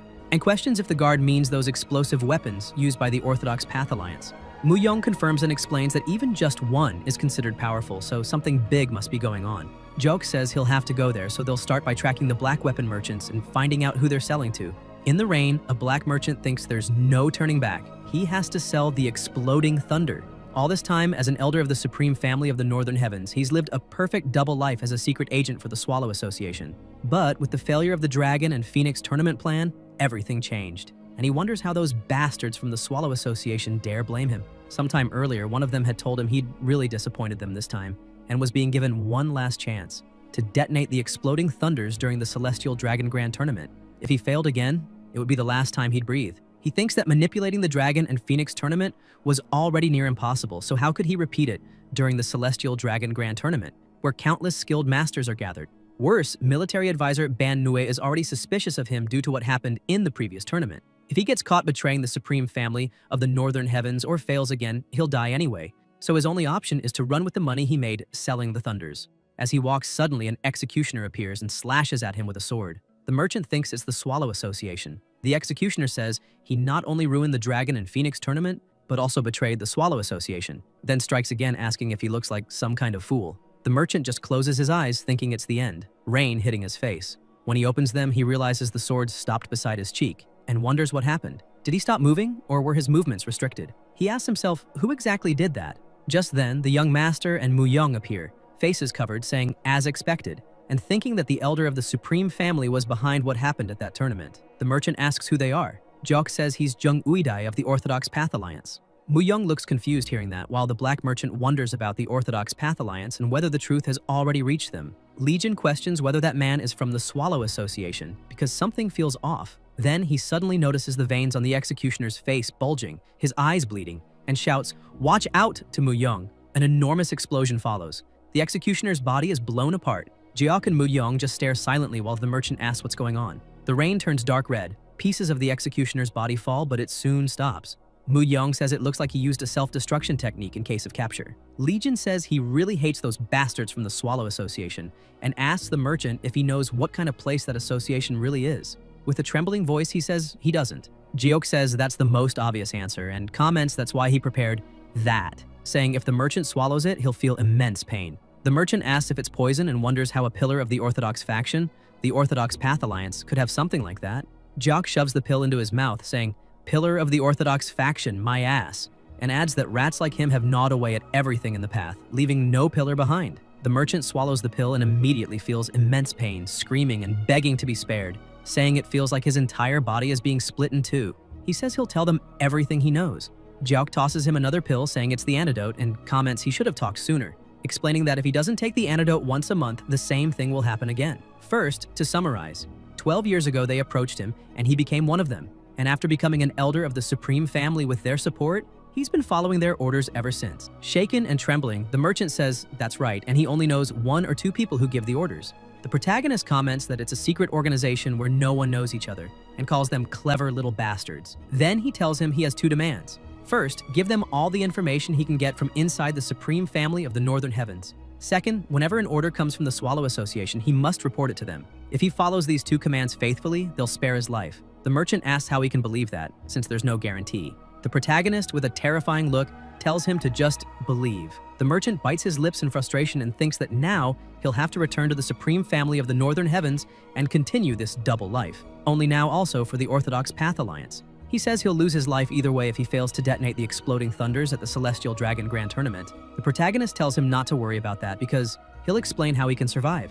Mu Young uses sound transmission with the young master and asks what the Swallow Association's goal is. If it's really just to blow up the Celestial Dragon Grand Tournament. The young master asks if it doesn't seem much bigger than just a disaster, and wonders if they're after something even greater. Well, they can't be sure either way, so there's no point overthinking it. Guys, if you enjoyed the video, leave a like, comment, and subscribe to the channel so you don't miss new content. Thank you.